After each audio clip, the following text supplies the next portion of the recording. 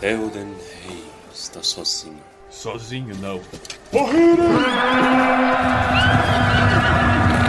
Eles estão levando os hobbits para Isengard. Estamos perdidos.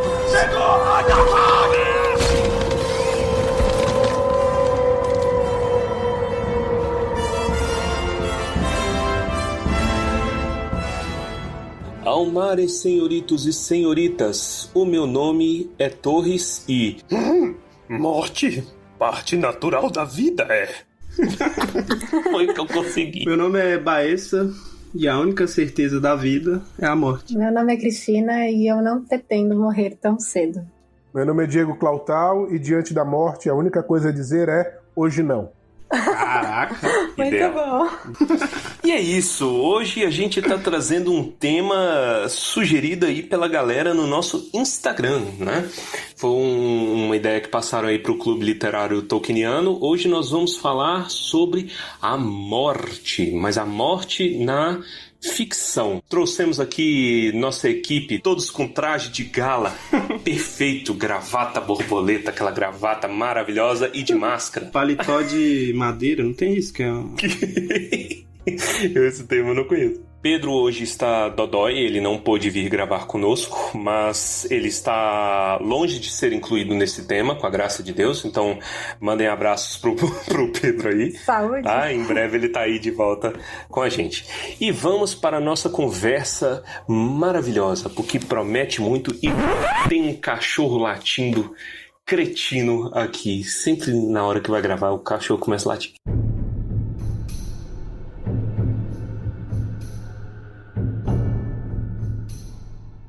Bom, primeiramente eu queria agradecer a presença do Diego, da Cristina e do Baessa, também, ilustre aqui no podcast. Não tem muito tempo que a Cris participou com a gente em outro especial, né? E eu queria que você se apresentasse aí para o ouvinte, Diego. Conta um pouquinho sobre seu trabalho, sua história, o que você faz. Primeiro eu queria agradecer muito o convite, estou muito feliz. Escutei alguns episódios aqui do Tumba do Balim e fiquei muito contente de oportunidade de estar com vocês. Eu sou professor, minha atividade fundamental é atividade docente, sou professor de filosofia e de sociologia e também atuo na pesquisa do Senhor dos Anéis, do Tolkien, já há alguns anos, né? E conheço a Cristina Casagrande porque trabalhamos juntos em vários projetos. Participamos também da edição de um livro sobre o Tolkien. Ela que me convidou, né? Ela que me indicou aqui. Ela que não me deixa em paz, né? Estou como convidado da convidada. Então estou aqui muito humildemente grato pela presença. Excelente. Cris, você quer se apresentar caso haja algum doido que ainda não te conhece aqui, que esteja nos ouvindo? Eu sou Cristina Casagrande, eu estudei mestrado e agora doutorado em literatura tolkieniana. Sempre é um grande... Sempre, né? Segunda vez, mas é um enorme prazer estar aqui de novo. Sou fã de vocês, como já disse. Estou de longo e salto. E também sou uma grande fã do Diego Clautal. É isso, gente. Maravilhoso. E vamos agora para a nossa discussão. Vocês querem começar com Tolkien? Yes. Quando eu chegar no Game of Thrones, eu vou ficar só ouvindo, tá, gente? O Game of Thrones vai ser pra bater, né? A gente vai usar balança só pra dar porrada. É isso, verdade. Eu tenho, inclusive, uma discordância da Cristina sobre o final do Game of Thrones. O Diego adora discordar. Eu escutei o episódio de vocês, ela falou que tem final feliz. Eu falei que não é um final feliz. Pelo menos do jeito que o Tolkien entende final feliz. Não, mas o que eu disse é um final feliz, mas com bastante asterisco, né? Não tô falando, é uma tentativa bem torta, mas é uma tentativa. Eu vou mostrar que essa tentativa é um aborto. Já vale aqui no começo a gente deixar o nosso aviso de spoilers, né? A gente vai falar sobre várias obras da ficção aí, televisionada e não televisionada também. Entre elas, a gente já tem aqui spoilers de Senhor dos Anéis, que pelo amor de Deus, né? Se você que está nos ouvindo aqui, se ainda tem spoiler de Senhor dos Anéis, vamos agilizar aí. O Boromir morre no primeiro filme. Já. Pois é, porra, aí ó, o vacilo. Xambin, né? O Gandalf volta como branco. Isso, já tomou spoiler na sua cara. A gente também vai aqui falar spoilers de Dark, não sei se você, ouvinte, já assistiu. Melhor né? série aí desse ano, pelo menos. e Game of Thrones também, que pra muita gente já não é novidade, mas né, tem gente que lê os livros e tudo mais, ainda tá acompanhando. E também Star Wars. A gente vai discutir Star Wars aqui porque tem muita mágoa aqui no sangue, muito cortisol, a gente tem que tirar o cortisol do sangue. Então já fica o alerta pra você, ouvinte. Vamos começar dentro de casa. Vamos falar de Senhor dos Anéis. O que significa? Qual as grandes mortes de Senhor dos Anéis? Vamos discutir a morte no contexto da Terra-média como um todo. Quem quer começar? Eu posso começar porque o Diego vai se empolgar, então... Não, mas é no bom sentido. Eu acho assim, a gente já pode trazer aqui que morte e imortalidade, Tolkien dizia que era o tema central, né? Até numa carta ele discute sobre isso. Né? Que ele responde que não é o poder, né? Que muitas vezes a gente tende a achar. Claro, o poder, sem dúvida, tá ali bem presente, né? Mas o coração mesmo do Senhor dos Anéis, e aí a gente se estende pro Legendário todo, porque o Senhor dos Anéis tá dentro do Legendário, no coração do Legendário, né? É a morte e a imortalidade, né? São os temas centrais. Tem tudo a ver porque quando a gente começa a estudar, a gente não para, né? Então, por exemplo, fada, né? Fada vem de fatum, no latim, quer dizer destino, né? E é isso, né? Qual é o destino? Qual é a nossa única certeza, né? É a morte. Foi o Baessa que falou isso, né? Que a avó dizia. Sabedoria de vovó, ninguém ganha. É um destino de todos nós, né? O nosso final pode ser trágico em alguma parte, mas aí tem lá toda a discussão da catástrofe. Será que é trágico mesmo? Quem tem fé não é trágico, né? Ele tem aí uma transcendência, não acaba no mundo físico, né?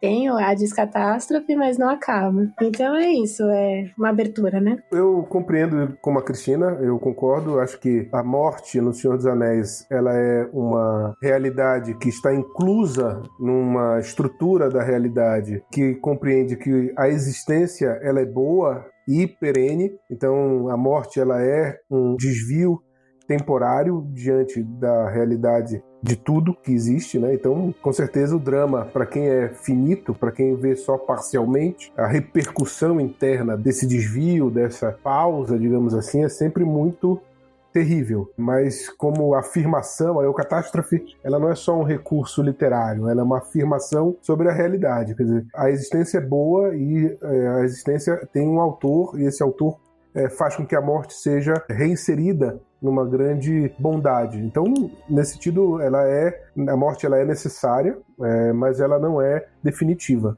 Muito sério, né, gente? Tem uma coisa que eu tava pensando, é um conceito que eu já vi algumas pessoas, inclusive católicos, criticando o Tolkien, falando que ele era agnóstico porque ele glorificava a morte. Porque ele escreve de uma maneira interessante que me intrigava. Ele fala que a morte dos homens é um presente de Eru. Os elfos são imortais, mas os homens, eles morrem independentemente da vontade deles. E aí o Tolkien chama isso de presente, e a galera critica, né? Não, a morte é a maldição dos homens, não é presente por conta do pecado, o pecado traz a morte, então Tolkien está glorificando a morte, etc. Aí eu queria jogar para vocês falarem o que vocês acham sobre esse conceito, porque ele é intrigante e eu vejo que tem um pulo do gato que a galera tá perdendo aí. O que vocês acham? O Tolkien, ele dizia, né, que era a dádiva de Ilúvatar, né? Não exatamente, acho que o próprio Tolkien, mas dentro da narrativa é dito, né, isso.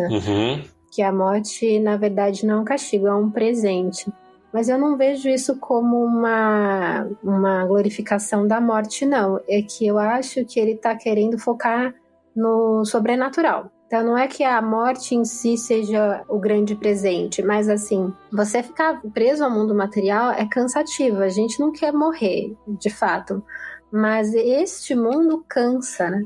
Tanto é que tem alguns casos de elfos que resolvem morrer de alguma forma, né? Eles vão pra Valinor, porque eles se cansam.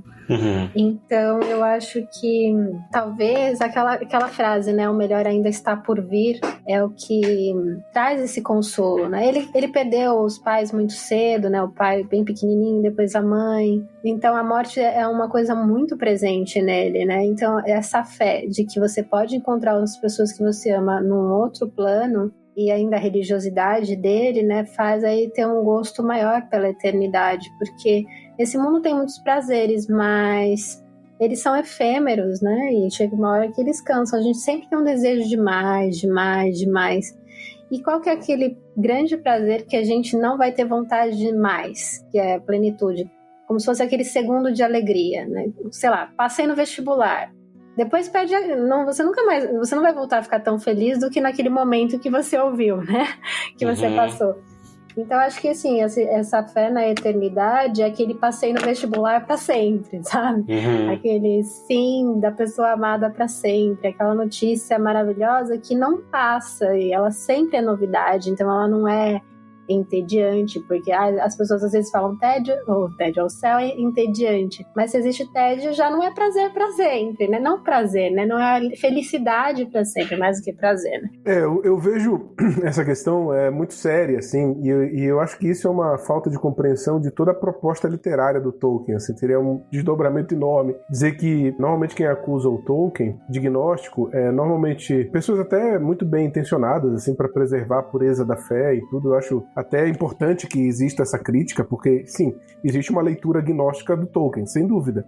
Assim como existe uma leitura gnóstica do Evangelho. Então, eu acho que é importante fazer essa purificação, mesmo que seja só do âmbito literário, né? Quer dizer, não existe uma religião tolkienista, não existe, né? Vamos fundar. É uma apreciação cultural, quer dizer, como quem aprecia a pintura, como quem aprecia a escultura. Então, nesse sentido, é importante que haja essa crítica, porque é possível uma leitura desse jeito, né? Dentro do próprio universo do Tolkien, é engraçado quando eu vejo pessoas fazendo essa crítica de que o Tolkien é gnóstico, com base em algumas leituras do Tolkien, e é muito curioso, isso eu acho a coisa mais legal, assim, quando pessoas que não são necessariamente cristãs ou católicas, mas que são pessoas que leem com seriedade Tolkien, são dedicados, recusando essa crítica, não para preservar a pureza da fé, mas para preservar o Tolkien. Quer dizer, não, você está dizendo que o Tolkien está dizendo uma coisa que não é assim que ele disse. Quer dizer, o Tolkien é agnóstico porque ele diz que a morte é um presente definitivamente, então ele cultua a morte. E quem lê o Tolkien vai dizer, não, você não está entendendo o que ele está dizendo. Às vezes a pessoa que é o tolkienista nem sabe muito de doutrina católica, mas ele só detecta a leitura parcial, incompleta, superficial, e recusa a acusação de quem está querendo colocar o rótulo de gnóstico no Tolkien. Eu acho isso o fenômeno mais curioso. Quer dizer, não é que é um católico que lê Tolkien que precisa defender o Tolkien. Não, basta o cara ler o Tolkien com seriedade, que quem acusa ele de gnóstico é recusado, é refutado pelo próprio cara por causa do Tolkien, né? Para ser legítimo com o que ele está escrevendo. Nesse caso da morte é um exemplo disso. Quer dizer, o dom de Ilúvatar não é que a morte ela é, segundo, por exemplo, a tradição gnóstica, uma libertação do mundo material, uma libertação do corpo, que a matéria em si é má, e que a verdadeira felicidade está fora da matéria, como se a criação do mundo fosse uma prisão que a gente tem que se libertar, né? Essa é uma doutrina tipicamente gnóstica, quer dizer, a matéria é ruim e o que existe é o espírito como positivo. Então seria essa a acusação, e quando ele diz que a morte é uma bênção, a gift, né? Um dom de Ilúvatar, quer dizer que seria essa ideia de que o bom é a libertação da matéria em direção ao mundo espiritual, como um gnóstico. Só que, assim, dentro desse contexto que o Tolkien está construindo, o mundo é temporário, né? A própria existência do mundo tal qual nós conhecemos, ela vai ter um término, ela vai ter um fim, e depois ele será reinserido na glória de Ilúvatar. E será uma nova canção, né? Quer dizer, existe uma escatologia que de fato vai recuperar a própria estrutura da matéria. E dentro dessa recuperação da estrutura da matéria, dessa nova canção que será cantada, a própria ideia de corpo que é integrante dos homens será reconstruído posteriormente. Então, essa escatologia que o Tolkien está colocando, nesse sentido, ela não é gnóstica, porque ela não despreza a matéria, porque haverá haverá uma reinserção da realidade na própria existência de Eru, de Deus, né? Então, nesse sentido, por que a morte é um dom? Porque é dito, né, no Silmarillion, quem lê com cuidado detecta isso, até mesmo nos outros da History of Middle-earth, você vai ter ali a ideia de que quando os homens chegam, eles estão fugindo do Oriente, eles estão indo para o Ocidente como uma promessa, em busca de uma promessa. E as várias discussões é por que eles estão fugindo? Porque um grande erro que eles cometeram. Então ninguém sabe exatamente o que aconteceu, né? Nesse sentido, o pecado original que teria inserido a morte no mundo, ela poderia ter um espaço de concordância ali, né? Do que aconteceu com os homens. E nesse sentido, o fato deles terem possibilidade de encerrar sua vida nesse mundo material, que é um mundo que está manchado pelo mal, né? Não é que ele seja mal, mas ele está manchado pelo mal. E nesse sentido, a permanência nesse mundo, que vai acabar um dia, que é incompleto, que está manchado pelo mal, o mal de Melkor, o mal de Morgoth, e o retorno desse homem para o seio de Eru, para a casa do pai, né, para o coração de Eru, quanto o mundo durar, é uma forma de libertação deste mundo. O problema é que, da mesma maneira, o Tolkien até comenta isso em alguns trechos lá do History of Middle-earth, ele fala, o homem ainda continuará ansiando, digamos, pelo seu corpo, né? E ele só vai se sentir planificado quando houver a restauração da grande canção no fim dos tempos. Então, nesse sentido, são várias possibilidades, né? Para quem se interessa por essa parte de entender exatamente essa combinação de corpo e alma como natureza do homem, tem um diálogo que é da Finrod e Andres, que está no volume 10 do History of Middle-earth, que é a história de uma humana conversando com elfo e falando dessa ideia, né, de uma reinserção, digamos assim, plena do homem, corpo e alma, na realidade de Eru, nas novas terras, né? Atrabeth chama o diálogo. Atrabeth é a palavra em élfico para diálogo, né? É o nome do diálogo, né? E aí você tem toda essa discussão ali, né? Tem na internet, traduzido, né? Enfim, tem bastante coisa. Na Valinor tem. Na Valinor, exato. E mostra justamente que a natureza do homem é corpo e alma. E que a cisão entre corpo e alma, ela é uma cisão artificial, porque Eru não poderia criar uma realidade boa que fosse em si mesma dissonante. A dissonância, ela é posterior à criação. A criação é boa e a dissonância acontece depois, com Morgoth, né? Nesse sentido. Então, a separação corpo e alma do homem, ela é uma separação posterior, artificial. E, consequentemente, no final dos tempos, quando tudo fosse reinserido, ela seria restaurada. Por que é uma bênção? Porque nesse momento, a tristeza de estar longe do seu corpo, ela é, digamos, menor do que o sofrimento perene nessa terra maculada pelo mal, enquanto ela existir. É por isso que a Cristina falou que tem alguns elfos que preferiam morrer, porque o que aconteceria? Eles ficariam no salão de mandos. Eles não ficariam nem com Eru, quer dizer, nem com Deus, né? A plenitude de Eru, nesse sentido, para, enquanto espera, eles poderiam, ao final do mundo, eles poderem cantar novamente a grande canção. Eles ficam no salão afastado, um salão cinza, como se fosse uma espécie de Hades, onde seriam apenas sombras, né? Ansiando pelos corpos, pela reunificação. Enquanto os homens estariam junto com Eru. Então estariam melhor condição dessa espera. Mas no fundo não é uma condição definitiva em que eu finalmente me libertei do meu corpo e estou indo agora para a glória do Deus bom, fugindo do domínio do Deus mal da matéria. Não é isso, que é a visão gnóstica, é assim, né? Mas não é assim, é justamente um tempo de espera até que a culminação do mundo, né, a plenitude dos tempos, para que a nova canção surja.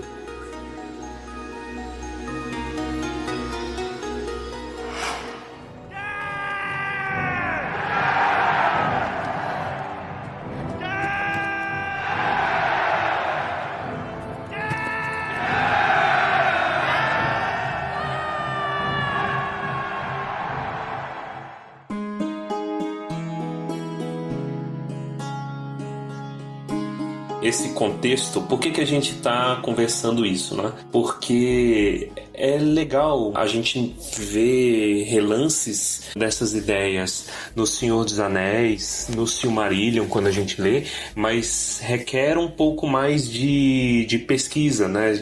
Se você gosta muito da obra, e aí você vai pesquisando, você vê os pensamentos do autor, como ele construiu o livro, como ele construiu o universo dele. E com essas premissas, você vê que no Senhor dos Anéis, na Terra-média em geral, tem premissas muito bem estabelecidas, tem leis verossímeis, né, que a gente consegue espelhar na nossa realidade, que são muito bem estabelecidas na obra como um todo. E é isso que dá aquele gosto maravilhoso que o Legendário tem em nos comunicar verdades, né? O gosto da subcriação que o Tolkien até falava. Mas isso tudo dita regras, né? Então, como é a dinâmica de vida e morte, além... Não necessariamente todas as obras têm isso. Tem obras que nem se preocupam em citar e são boas também em si, por trabalhar nisso, e são essencialmente diferentes.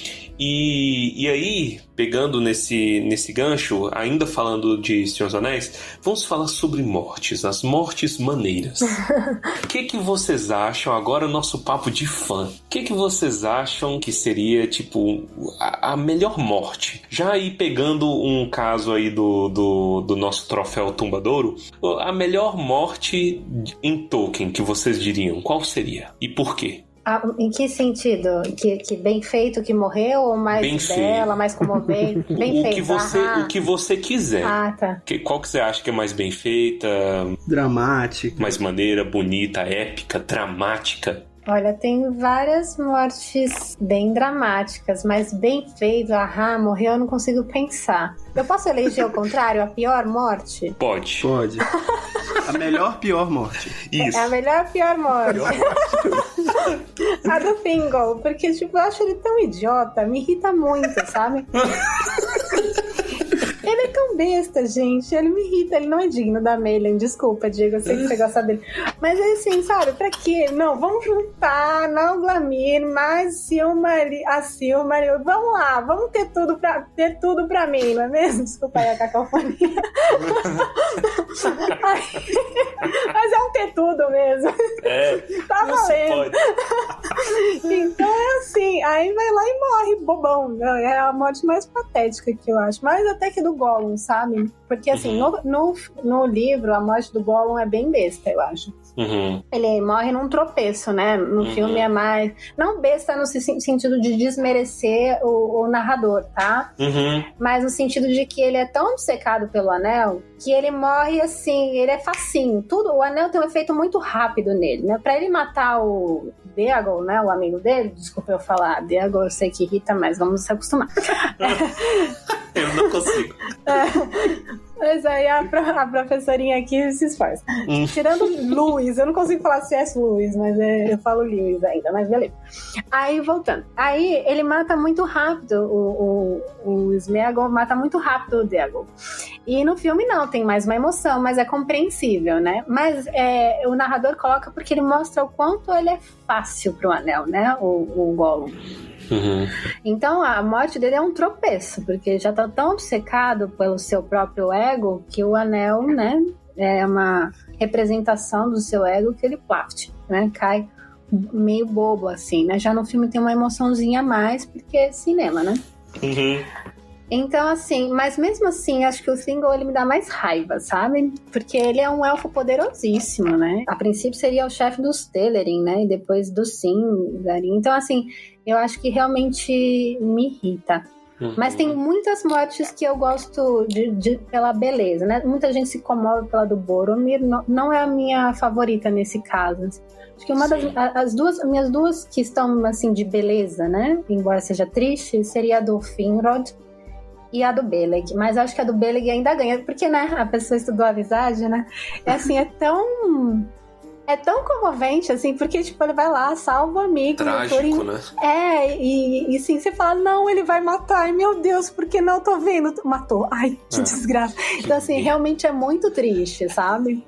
Porque ele vai lá, salva e não enxerga, né? E você fala, olha, falou pra não escolher aquela arma, né, meu filho? Mas a Amélia falou, mas foi lá e escolheu, né? Então, acho que... Tô colocando assim de uma forma engraçada, mas na hora que a gente lê não é, né? É então, muito assim, trágico. tem muitas, né? Da Nienor e do Thorin também. A coitada da Nienor tá grávida, se mata. Então realmente é muito, muito forte mesmo. Mas acho que eu escolheria a do Beleg. De Bella, né? E do Thingol, o troféu melhor pior. Eu gosto muito da morte do Boromir, porque dentro do Senhor dos Anéis, ele é o único exemplo de redenção, de queda e redenção. Esse sentido de... Tem o próprio Frodo, né, que se redime de uma certa maneira, mas o Boromir, ele é uma morte que representa muito a humanidade, eu acho, né? Esse sentido de você se sacrificar para redimir os erros que você invariavelmente cometeu e cometerá. Nesse sentido, a caridade limpa 1 milhão de pecados, né? Então, nesse sentido, eu acho que ele realmente é um testemunho de correr atrás do prejuízo, né? Então, eu acho muito bonito. E o diálogo, pelo menos no filme também, que tem, né? Fazendo adaptação no filme, o diálogo dele com o Aragorn, né? De conceder a esperança, né? Pro Estel, né? Quer dizer, eu coloco a minha esperança em você e tal. My King. Como representante, né, da linhagem que vai remontar a Númenor, que por sua vez remonta aos elfos, né, que por sua vez remonta a Valinor, que por sua vez remonta a Eru. Quer dizer, a esperança ali encarnada, né, numa sucessão de profetas, de sábios, enfim. Não é só o Aragorn, né? É o Aragorn e tudo que sacramentalmente ele representa. Então é a morte diante do sagrado. Então eu acho isso muito legal, assim, do Boromir. Uma morte que também, enfim, me comove muito é a morte do Gandalf, o Cinzento. Eu acho que essa é uma das mais vigorosas expressões, né, de encarar a morte, né? Isso entrou na cultura pop de um jeito que é impossível de ser retirado. E o Shall Not Pass. Maravilhoso. Eu sou um servidor do fogo secreto. Vem na nossa cabeça na hora, né? Isso é. E ele tá indo pra morrer. Quer dizer, ele sabe que existe um páreo, que a probabilidade dele morrer é enorme. Então ele tá indo para o sacrifício. Então o epicentro da virtude da fortaleza, junto com a virtude da prudência, da justiça, da temperança, ali ele encerra a postura humana na sua parte mais nobre diante da morte. Então, aquela morte do Gandalf tanto no filme como nos livros, é algo que quem passou esteticamente por essa descrição entende o que é alguém se sacrificar. Então isso, pra mim, é muito comovente. E isso é um dos pontos altos do Tolkien. Eu vejo a morte do Thorin também muito parecida, quando ele finalmente concede o perdão e pede perdão pro Bilbo no Hobbit. Já é um prenúncio que você... Aquela brincadeirinha que eles começam no livro do Hobbit, e de repente você tá vendo alguém que foi digno o suficiente para fazer uma travessia em nome do povo dele, caiu na lama, né? Foi até o fim no seu egoísmo, no ensimesmamento, e ao mesmo tempo consegue fazer o passo e conseguir no seu leito de morte para ter paz, né? Pedir perdão para aquela pessoa que ele foi injusto. Então eu acho que essas mortes, assim, isso é o épico no Tolkien, essa oscilação, essa amplitude do que é de mais baixo no ser humano para aquilo que é de mais alto, né? Então essas mortes, e diante da morte é que as coisas se revelam. Então eu percebo que essas mortes são, para mim, assim, mortes que impactaram muito na minha leitura como fã. Baessa, você, melhor morte. Cara, eu não sei se eu falaria tão bem quanto os nossos convidados aí, mas eu sou muito apegado, assim, à morte do Gandalf, que o Diego falou muito, o Boromir ter virado um pula-pirata, assim, ele morre se sacrificando ali pela vida dos hobbits, tendo feito tudo que ele fez antes do momento dele morrer ali, torna a morte dele muito dramática, tanto no livro quanto no filme. muito difícil, assim, é muito, muito bonito tudo. Sabe um cara que passa muito batido como o melhor, pior morte? Saeros. Vocês lembram desse pobre coitado? Ah, ele é bom. Ele é insuportável, né? Que cara insuportável, Cara, velho. eu detesto ele. Eu gosto tanto desse trecho da história, velho, porque é um elfo otário, né, velho? Folgado, né? Folgado. O cara fica falando da mãe, da irmã, do brother, por inveja, fica falando no meio da vida. Quer vida. provocar, né? Ele é difícil. Fura olho, né? Fura olho. Né? Toma uma copada na cara, velho. É muito... Essa cena é muito excelente, mano. E ele... Lá na minha terra, esse cara não se cria, não. Vai já direto. Exatamente. E eu Sabe outra gosto... morte que a gente sempre esquece de trazer o nosso nominho aí? A própria morte do Balin também. A morte do Balin É verdade. O Balin é querido, é meu anão preferido. É verdade. Mas morre de bobeira, né? Bobeira, mas... Vamos aqui investigar este reino aqui que tá falido. Não tem ninguém que entra, já tem mais de 300 anos. Vamos abrir uma colônia. O que será que pode dar errado? Né? Caraca, velho, leva um monte de gente junto. A do Gandalf, que o Diego tinha falado, é interessante como ele se contrapõe ao medo, né? O Balrog é a encarnação do medo, terror e sombra e chama. E é a coragem máxima do Gandalf de saber, ok, só eu posso parar, eu tenho que fazer alguma coisa, então eu vou ficar. E peito, cara. Nossa, isso é muito bom, velho. E engraçado que também sobre os Saeros bate uma coisa que eu gosto muito na descrição do Filhos de Húrin. Ali Saeros morreu, né? O Túrin, agradando a todos os leitores, ele desce o cacete no Saeros, que tenta emboscar ele, né? Faz ele correr pelado, tal qual ele sugeriu que a mãe e a irmã dele fizessem, né? Faz ele correr pelado, o cara fica aterrorizado, pula num precipício e morre. E aí o Tolkien ainda fala: assim morreu Saeros, e Mandos o manteve por muito tempo. Puta, eu gosto muito. Coitado do Mandos pra conviver, né? Exatamente, que saco, né? Coisa dos quartinhos dos fundos, tá lá. Eu gosto muito da do Fingolfin também. Fingolfin, eu não sei, eu não consigo. Não, essa é bem épica, né? É bem bonita. É maravilhoso. Coragem, né? Ele deixa manco, né, Morgoth, né? Então tem todo mundo. Qual que era o contexto? É porque os elfos estavam perdendo alguma das batalhas, né? Das Nirnaeth, eu não lembro qual que era.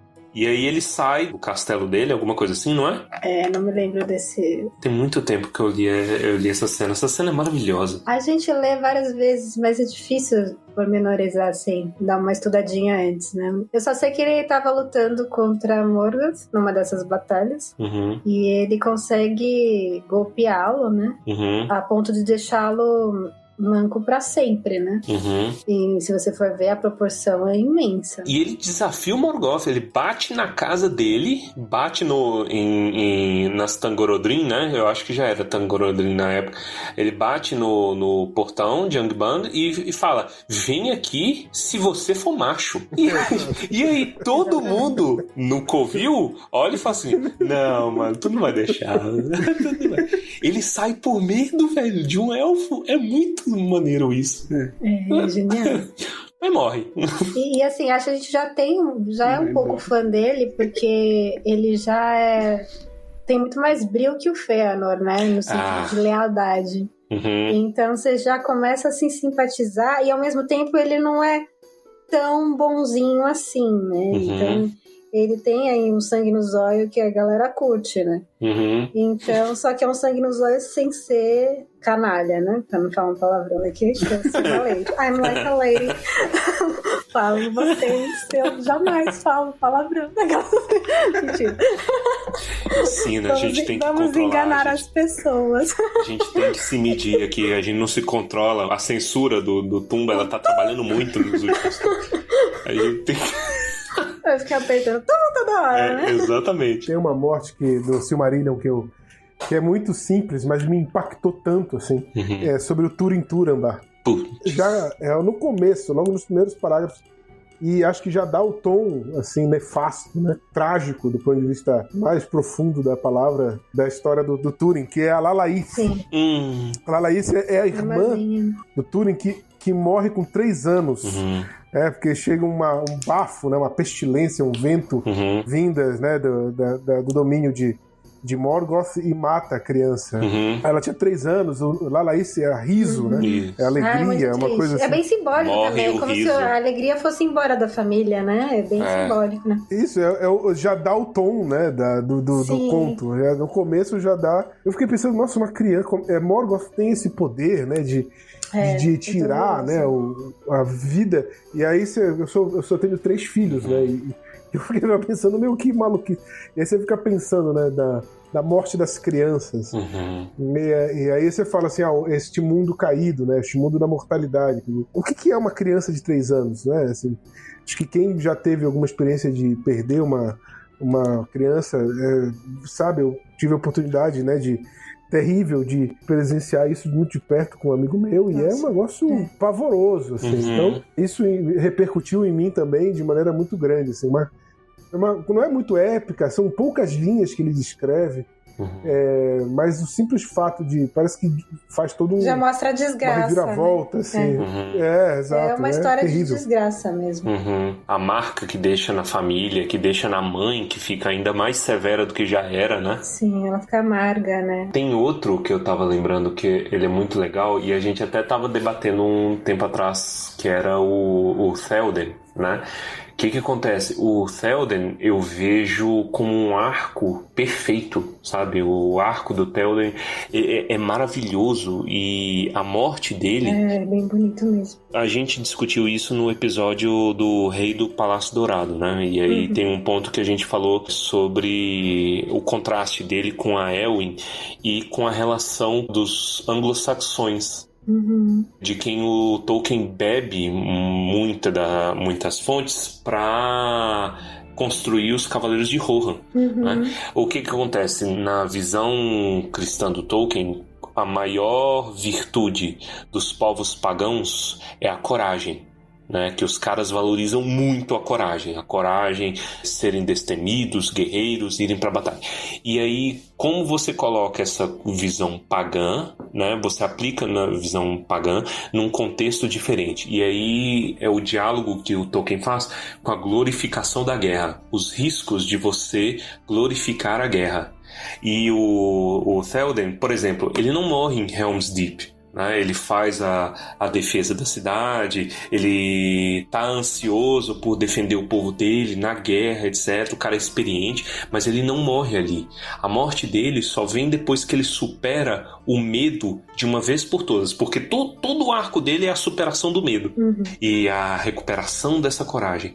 E aí, de repente, Gondor chama, e aí ele agora não é só defender os dele, mas é defender o mundo inteiro. A coragem que ele tem que ter de conduzir o povo dele até o fim do mundo. E aí ele termina lá com uma morte triunfal, né? Finalmente, não me envergonharei perante os meus pais. E aí ele se vai. Nesse contexto do arco, é muito legal, cara. Esse diálogo que ele tem tanto com a coragem quanto a glorificação da guerra, apesar da glorificação da guerra ser muito... essa análise ser muito feita com a Éowyn posteriormente. Mas fica aí, é uma boa referência. Os Rohirrim, eles são um povo muito interessante, né? E tem toda essa cultura anglo-saxônica que você falou.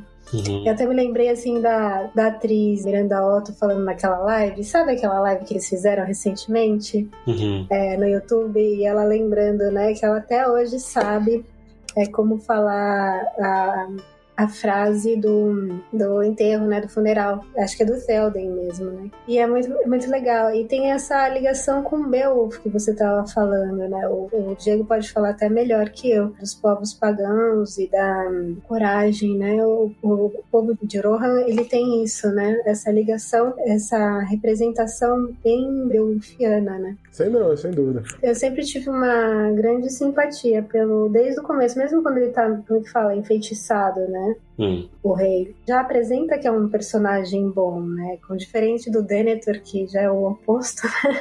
Que você já percebe que ele já tá bem corrompido. A gente pode ver que o personagem já anuncia que ele tem aí um crescimento, né? Embora ele esteja enfraquecido no primeiro momento. Então, realmente, ele tem essa nobreza que vai se revelando, né? Dessa virtude que tá abafada, mas ela não está morta. No caso do Denethor, ela vai numa avalanche, né? Eu acho. Ladeira abaixo. Sem dúvida. Ele até fala no ensaio, né? No Beowulf, The Monster and the Critics, ele fala do dogma da coragem, né? O velho dogma, nesse sentido que está presente na cultura pagã do norte. O Beowulf, ele é um texto anglo-saxão, mas ele faz referência aos povos nórdicos, né? Entre a que seria a Suécia e a Dinamarca ali. Os Guts e os Danes, né? Mas embora ele tenha sido escrito de fato em anglo-saxão. Mas isso representa já uma leitura dos mitos e das histórias dos nórdicos e dos anglo-saxões já invadidos pelos nórdicos, uma leitura já cristã, né? Valorizando elementos ali humanos, e é justamente isso que se fala da universalidade que o Tolkien está apresentando. Eu não preciso olhar para os povos e para a cultura dos povos demonizando, satanizando, mas eu posso olhar ali, claro, com meu discernimento, mas também tentando encontrar valores humanos universais. E nesse caso, os nórdicos e os saxões seriam essa virtude predominante, a virtude da coragem, que é a virtude cardeal da fortaleza, é outro nome, Andreia, que vai ser traduzido fortitudo para o latim, também é uma das traduções de coragem, fortaleza, que é uma virtude cardeal que o Platão vai falar, que o Agostinho, né, o Aristóteles Agostinho, está no catecismo da Igreja Católica, a virtude da fortaleza. Né?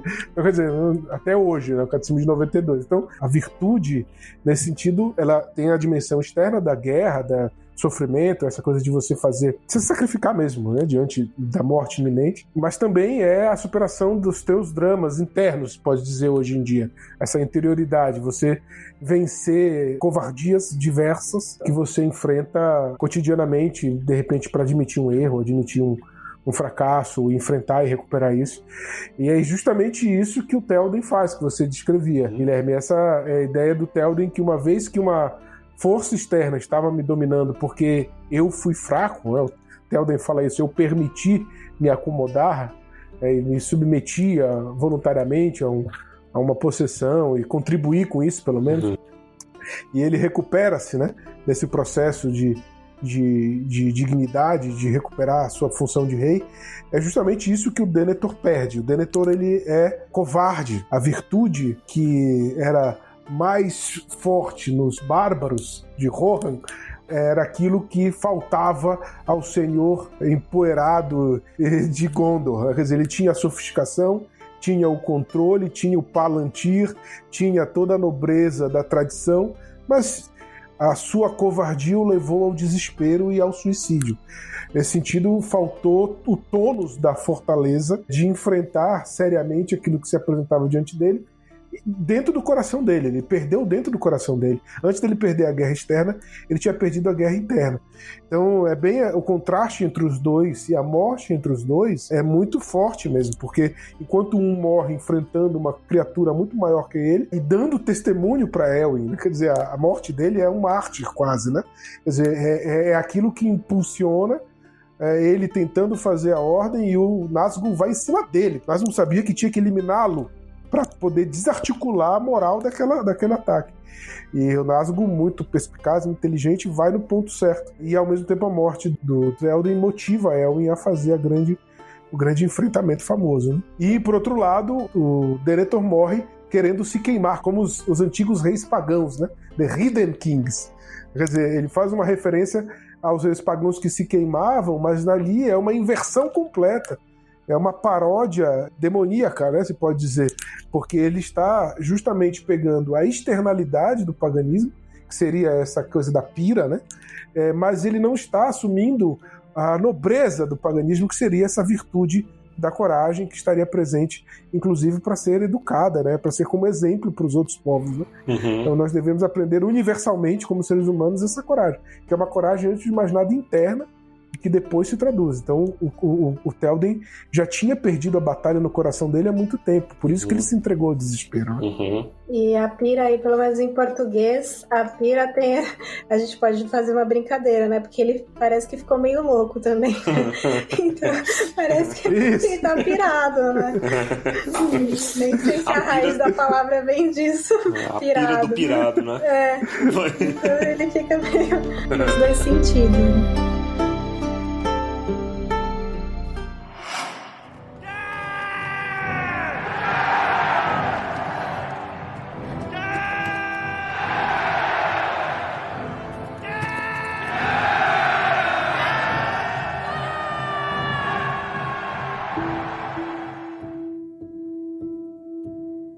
Vamos sair um pouquinho da caixinha e vamos falar Senão agora. a gente fica aqui a noite inteira. Exatamente.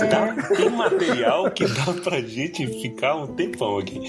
Sair um pouco da caixinha e vamos falar então sobre séries, né? Séries e outras obras aí da ficção e mortes boas e ruins, né?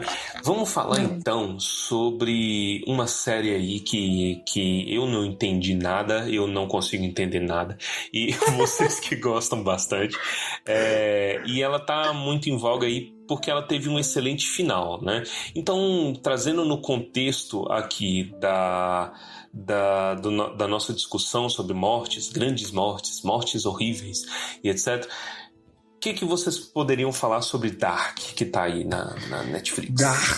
Dark é uma série alemã da Netflix, né? Que a Netflix tem tentado aí trazer séries não americanas pro mercado, e Dark foi um grande sucesso, que é interessante, que é uma série alemã, falada em alemão. A história de Dark, pelo menos o arco ali que a gente acompanha, ele nasce por conta da morte, né? Que o Thalhaus perde o filho e a nora e o neto. E aí ele daí cria a máquina do tempo, porque a história é sobre viagem no tempo. E aí começa a confusão que ninguém entende. Bom, eu assisti essa série interrompendo meu marido o tempo todo. Mas calma, pera, dá um stop. O que aconteceu aqui? Ele assistiu 2 vezes as 2 primeiras temporadas, então ele tinha mais claro, né? Eu assisti só uma vez. Eu tenho um problema com a segunda de uma trilogia. Sempre é a parte que eu mais detesto. Não vou exagerar, que eu menos gosto, vai. Então assim, eu já tinha me decidido. Mas no caso de Dark eu não ia assistir, mas aí eu fiquei com vontade, porque voltou o hype, então eu assisti a 3ª temporada. Mas eu tinha me irritado tanto com a 2ª temporada, a primeira eu tinha gostado bastante. Agora o final, eu acho que o final ele é... Eu fico na dúvida se ele é o melhor ou o melhor pior, entendeu? Porque... Ele é interessante, mas ele ao mesmo tempo é patético pra mim, sabe? Ele tem essa dualidade de ser genial e patético ao mesmo tempo. Mas eu acho que tem a ver também com a filosofia, né, de Dark. Sim. Que é mais nihilista e é um tipo de filosofia que eu não me identifico muito. Mas ela é uma série realmente icônica e de referência para os dias de hoje, né? Porque, querendo ou não, a gente está num mundo bem... Pós-moderno.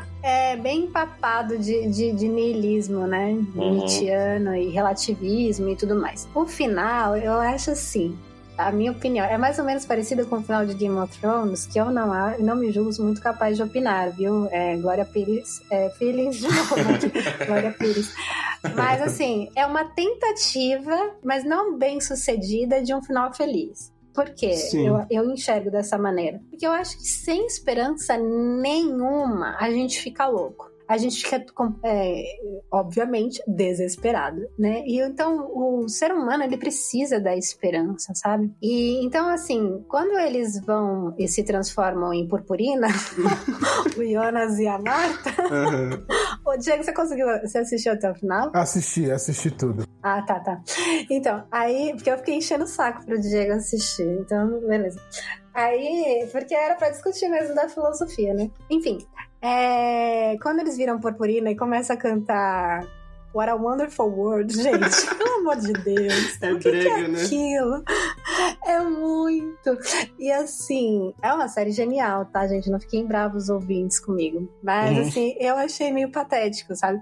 Mas é aquela tentativa da gente não ficar muito puto com o final. Eu achei que os roteiristas tentaram fazer isso, assim, vamos fazer bonitinho, porque é tão horrível. Então vamos transformar em borboletas, sabe? Assim, virou luzinhas, oh, que belo. E ao mesmo tempo, quando eles se reúnem no final, né? É muito legal, assim, porque as possibilidades. No fundo, a Catarina, né, na realidade, vamos dizer, entre aspas, e a Hannah são amigas. É, porque não tem o Ulrich pra... pelo menos não apareceu. E aí ela escolhe Jonas, né, com o nome do bebê. Então dá aquele gostinho de esperança, né? Porque uma gravidez, assim, criança, esperança, simboliza ali a esperança, dá continuidade, tipo, né? Porque assim, a gente acaba se afeiçoando pelo Jonas. Ele realmente é um personagem carismático. Não. Apesar do Adam não ser, né? Mas ao mesmo tempo é interessante também. E o final... No final o Tarros conseguiu, porque ele inventou a máquina do tempo pra salvar o filho dele. E acabou que ele salvou o filho dele. Só que ele condenou aí uma existência de dor e sofrimento de um monte de pessoas que acabaram deixando de existir, né? No final das contas. O Jonas, a Marta... Eu acho muito pretensiosa a série, né? Mas você tem razão nessa questão. Ele realmente é um final feliz, de fato. Eu não tinha pensado por esse lado. Mas eu acho meio pretensioso, porque o homem é seu próprio criador e seu próprio salvador. Será que realmente vale a pena você, a partir do momento que uma criatura existe, matá-la? É uma eutanásia, de certa forma, né? O homem sendo a medida de todas as coisas. Mas né? assim, eu achei, e eu até tinha visto essa teoria aí na internet já também, que o final poderia ser muito pior, porque quando a Marta e o Jonas, eles aparecem lá no meio da estrada, por um momento eu achei que eles causariam o acidente do filho do cara e eles seriam culpados por todo o rolê. Se vocês pudessem resumir Dark como um todo, para caso tenha algum ouvinte que não conheça, vocês resumiriam como? Você quer que eu faça o ouvinte querer ver ou não querer ver? Isso, eu quero fazer o ouvinte de querer... De fato, se você não assistir... Acho que o Baessa pode fazer esse papel. É porque eu acho que se você não assistir, tudo bem, porque não existiu mesmo. Acaba que nada do que você viu existiu. Então, não assista. Mas assim... Assistindo ou não? Eu falaria pra pessoa assistir por quê? Porque você vai aprender uma ou outra palavra em alemão. Assista legendado. Cara, isso é muito legal, né? Eu virei pro meu marido e falei assim, sabe que tem algumas frases que eu tô reconhecendo? Isso é muito legal. E... é isso. É só pra aprender alemão. Fazer um crash course de alemão. Você exercita o cérebro. Ela se exercita ali, você ficar tentando lembrar nome de família. Pô, você acaba estudando direito, vara da família. Pô, aprende a fazer árvore genealógica, se precisar um dia fazer. Genial ali pra você aprender. É isso. Mas vocês acham que é uma história bem escrita? Cara, eu acho que não. E não é, porque eu tenho a impressão que eles deixam de falar algumas coisinhas em prol do roteiro, só pra você ficar um pouco instigado. O final é meio óbvio, mas a série não... Ela demora em desenvolver essa obviedade, porque eles ficam muito na dualidade Adão e Eva, mas a série é toda sobre 3 coisas. E aí, obviamente, você sabe que uma terceira coisa vai aparecer no final pra resolver tudo. Porque eu não sabia disso não. Essa obviedade não tava na minha cara. Não, porque eu fiquei tipo, ô jovem, vocês são... É tudo 3, é tudo triqueta. É tudo 3. Adão e Eva, pô, tá faltando alguma coisa aí, não tá não?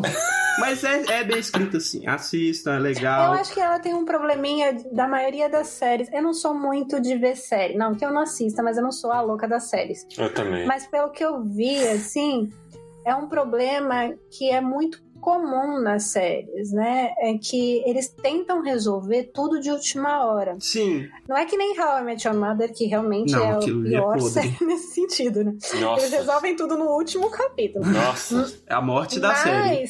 Que é uma série ótima, mas não o fim. Mas então eu acho assim que talvez essa coisa de tentar dar conta mais pro final estrague um pouco. Nesse ponto, eu sou um grande fã do Breaking Bad. Sim. Que é uma série que não tem isso, ela é muito bem feita, né? Então tudo é bem colocado do início ao fim. Então acho que isso seria um dos problemas do final, e que é o problema do que eu nem assisti a série inteira, assisti o começo e o final de Game of Thrones, né? Que é isso. Deu uma acelerada ali no irritou final. a maioria das pessoas, porque na verdade ficou forçado. Se tivesse sido bem explicado, talvez não irritasse tanto. Isso porque Dark é uma série que foi pensada para 3 temporadas de 10 episódios e só. Tem série que vai se estendendo quando dá audiência, exato. aí fica pior ainda. Por isso que não ficou péssimo, que nem How I Met Your Mother. Exatamente. Sobre Dark, eu gostei da série, do ponto de vista que ela conseguiu, de uma maneira muito instigante, apresentar os conceitos do reino quântico e do gato de Schrödinger. Isso. E a relatividade espaço-temporal do Einstein. Então são esses dois conceitos científicos, eles ficaram muito bem explicados do ponto de vista ficcional, quer dizer, num romanceado, né? No que aconteceria se de fato esses dois fenômenos, numa das possíveis soluções de conjugação entre essas duas teorias, porque o grande problema hoje da física é justamente como compatibilizar numa teoria unificada tanto a parte quântica quanto da parte da relatividade, quer dizer, isso é um exercício numa fronteira da física teórica, quer dizer, ninguém sabe direito como compatibilizar essas duas grandes teorias, e aí eles propõem, de maneira que eu falo que é a gambiarra alemã, que até fazer gambiarra é complexo, né? Mas foi uma gambiarra alemã que eles fizeram numa tragédia, e todo o espírito trágico, do pensamento trágico mesmo, do século XIX alemão. Não é à toa que o Schopenhauer e o Nietzsche são referenciados. Né? Então essa ideia de que o mundo é vazio e que existe um descontrole sobre a nossa própria vontade, a nossa própria vontade é refém de uma outra vontade que nos conduz, e toda a discussão do vazio que isso gera, de opções, né? A falta de esperança, é um pensamento trágico mesmo, né? O mito do eterno retorno, que tudo está se repetindo, do Nietzsche, enfim, toda essa combinação da filosofia alemã com a física alemã, né? Quer dizer, tanto Einstein quanto Schrödinger, né? Fazendo essa grande experiência, inevitavelmente falando de uma leitura protestante do Lutero, que é também outro alemão, do Adão e Eva e do pecado original, como algo invencível do ponto de vista da atitude humana. Somente a graça poderia, de alguma forma, nos resgatar nesse sentido. Toda a crítica à santidade, enfim. Então é uma grande ode ao pensamento alemão, à história intelectual da Alemanha, assim, eu vejo. E nesse sentido é muito rica. Para até aquelas sociedades esotéricas, né, antroposofia, teosofia, todos floresceram no ambiente alemão, representado pela tábua de esmeralda que o padre lá tinha tatuado na costa, né, e todo o símbolo que era da ordem, aquelas ordens secretas alemãs, enfim. Então é uma grande homenagem assim, da cultura e da intelectualidade, o drama de Adão e Eva, numa leitura protestante dessa coisa ainda presentes, né, sem uma redenção via humana, mas só pela graça. Isso se reproduz no Crepúsculo dos Deuses, né, onde tudo se destrói e recomeça de novo. Quer dizer, também do Wagner, do Richard Wagner, né, do Anel dos Nibelungos, e a própria ideia do Tristão e Isolda, ou mesmo do Siegfried, da Brunilda, quer dizer, o casal romântico que quer ficar junto e não consegue, ecoando um Romeu e Julieta mais pesado, né? Então, tudo isso é muito interessante na série. Ela evoca um refinamento mesmo, sinfônico quase, assim, uma verdadeira ópera, né? Você pode pensar nessa ideia, misturando todas as possibilidades. Eu acho que o grande problema, do ponto de vista de roteiro, é o problema científico. Quer dizer, se a gente é completamente destinado a uma repetição, e o tempo e o espaço eles são o mesmo e já estão definidos, por que existe um momento em que isso congela, né? Quer dizer, se tá tudo fechado, como é que tem uma saída? Que brecha no sistema é essa? Que loop né? infinito Pensando é esse que ali. tem É fim, aquele né? negócio do infinito, né? É aquele nozinho, né? Que loop infinito é esse que tem um momento em que ele pode ser interrompido? Não É naquele infinito, nozinho, é aquele nozinho lá do 8 deitado, do infinito. cara. Tem aquele. Mas aquela... esse nozinho, ele é o conectivo, ele não é a disrupção. Ele conecta os dois espaços. Mas eu acho que ele não é a os saída. dois, né? Acho que é isso. Não, então, mas o infinito não tem saída. Esse é... Calma, peraí que agora eu tô a Renata Sorrai nesse momento. Ó a loucura. Começou. Não tem saída do infinito. Eu tô só fazendo equações na minha cabeça. A questão é que eu entendi a proposta do roteiro, que ele diz que o ponto tá ali. Mas aquele ponto, do ponto de vista do infinito, é o conectivo entre todas as possibilidades. Ele não é a saída né, do loop. Né? Ele é justamente o elo que conecta a subida e a descida. Ele é o loop em si. Ele não é a saída do loop. Né? E aí você tem que lançar a mão da outra teoria, que é a teoria quântica, que na verdade tudo que você faz gera um outro você. Né? Então e aí não precisa ser um ponto. Tudo que você faz gera multiverso. Se eu espirro ou não espirro, gera um multiverso. Se eu coço a cabeça ou não, gera um multiverso. Por que tem que ter uma explosão de antimatéria para poder gerar um multiverso? Exatamente. Eu não sou física, prefiro ficar quieta. Então, Too much information.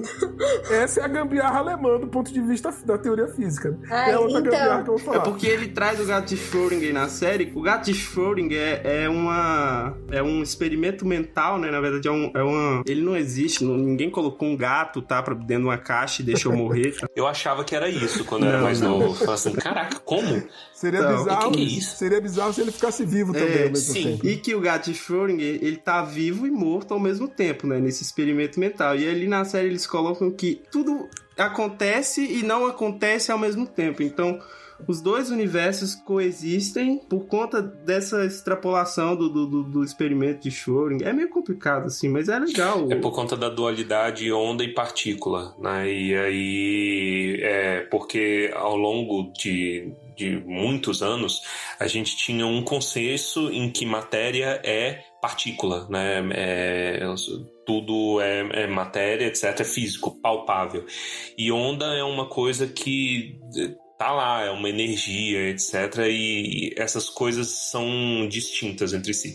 E aí foram fazendo vários experimentos, etc. E alguns experimentos envolvendo elétrons, que se acreditavam ser matéria, de repente viram que agia como onda, mas também como matéria.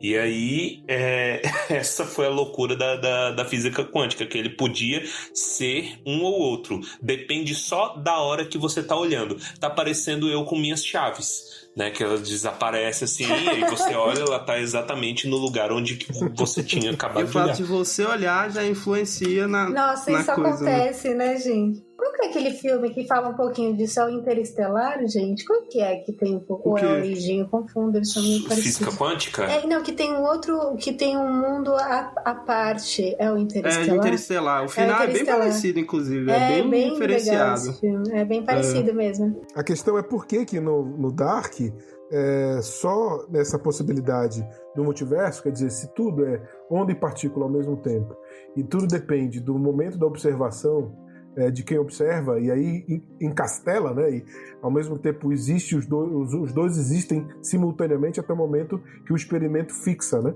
E aí o experimento fixa, ele se cristaliza como partícula onda. A pergunta é se tem muita gente que muitas coisas acontecem e ninguém está vendo. E as coisas existem simultaneamente. A pergunta é, por que só 2 mundos? Por que não 2, 4, 8, 16, 32 exponencialmente, né? Por que porque a gente já fica louco com 3 mundos. Essa é a gambiarra alemã, né? Do ponto de vista narrativo, né? E ignorar completamente o regime nazista na Alemanha também, que eles não passam em nenhum momento na Alemanha nazista. Questão política. Exato, evitar problemas históricos. Nossa, é verdade, realmente, nem passou pela minha cabeça, mas fácil, porque vai pra frente, vai pra trás, né?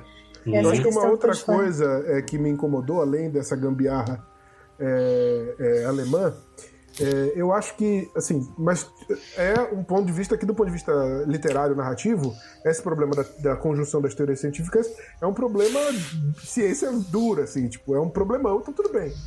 Mas eu acho que uma coisa que me incomodou também, eu acho que eu entendo o que a Cristina diz, dessa questão do niilismo, que é algo muito dramático, que é quase como se fosse uma glorificação ao suicídio, né? Porque o que é o final feliz? É a antivida. Quer dizer, eu estava conversando com a minha mulher, ela falou, não, mas eles se sacrificaram para o bem de todos. Então foi uma coisa quase de um sacrifício agápico, assim, caridoso e tal. Mas a pergunta é que esse sacrifício é justamente a discussão que a gente fazia sobre a metafísica, quer dizer, o elemento que a gente postula como existente fora da nossa breve existência. Eu estou apostando que existe algo que vai sustentar toda a realidade apesar da minha morte, ou eu estou indo para o vazio, quer dizer, a saída do meu sofrimento não é o amor para encontrar algo que sustente esse amor, que seja a própria existência, né? O ser como uma coisa boa, amorosa. Não, o ser é uma ilusão, a existência ela é um fake, a existência é um erro, a existência é algo que a gente só pode ficar bem se a gente aniquilar a existência, quer dizer, nós dois somos erros, né? Ele fala, nós dois somos algo que não deveria existir, é como um câncer, e o universo cresceu demais. Então, nesse sentido, a aniquilação da existência é a grande redenção, quer dizer, o vazio, aí a ideia de niilismo, né? Nihil, quer dizer, o vazio, né? O niilismo, voltar para o vazio, voltar para a não existência. Isso é muito brutal do ponto de vista da afirmação da positividade da vida. Mesmo naquela cena final do Dark, quer dizer, eles se veem crianças e um vê o outro criança e toda a inocência da criança, o Jonas com o pai, né? A única pessoa que amou o Jonas e é muito amoroso, e a Hannah com a mãe, né? Não é a Hannah, como é o nome dela, meu Deus? Marta. A Marta com a mãe, né? Aquilo ali, toda aquela coisa quente, né? Calorosa, acolhedora, que a gente vê, e os dois se amando e fazendo um ato mesmo de Romeu e Julieta, né? Nosso amor é impossível, e como o nosso amor é impossível, nós vamos aniquilar qualquer possibilidade de continuidade desse amor, porque isso fará o bem para todos. É um abraço, nós formamos é uma um par ode. Perfeito, né? O par perfeito na aniquilação. Nunca se esqueça disso.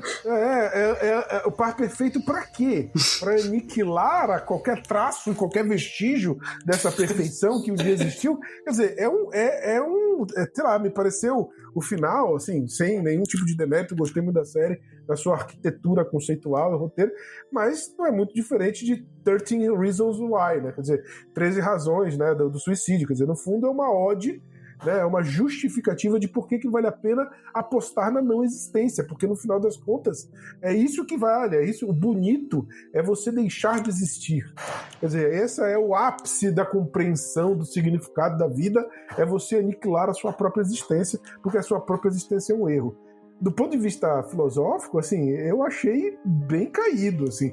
Me parece até a própria crise de identidade da Alemanha hoje, assim. Quer dizer, toda uma bagagem cultural, civilizatória, filosófica, científica, literária, jogada para o vazio. Quer dizer, a gente não tem saída, vamos ficar aqui sem fazer nada mesmo, vamos ficar administrando a nossa vida enquanto a gente pode ter algum tipo de prazer, mas depois vamos fazer uma legalização da eutanásia, se matar todo mundo, que é melhor mesmo para todo mundo. Diego, sabe que você estava falando do casal, e eu me lembrei que os roteiristas são marido e mulher, né? Sim.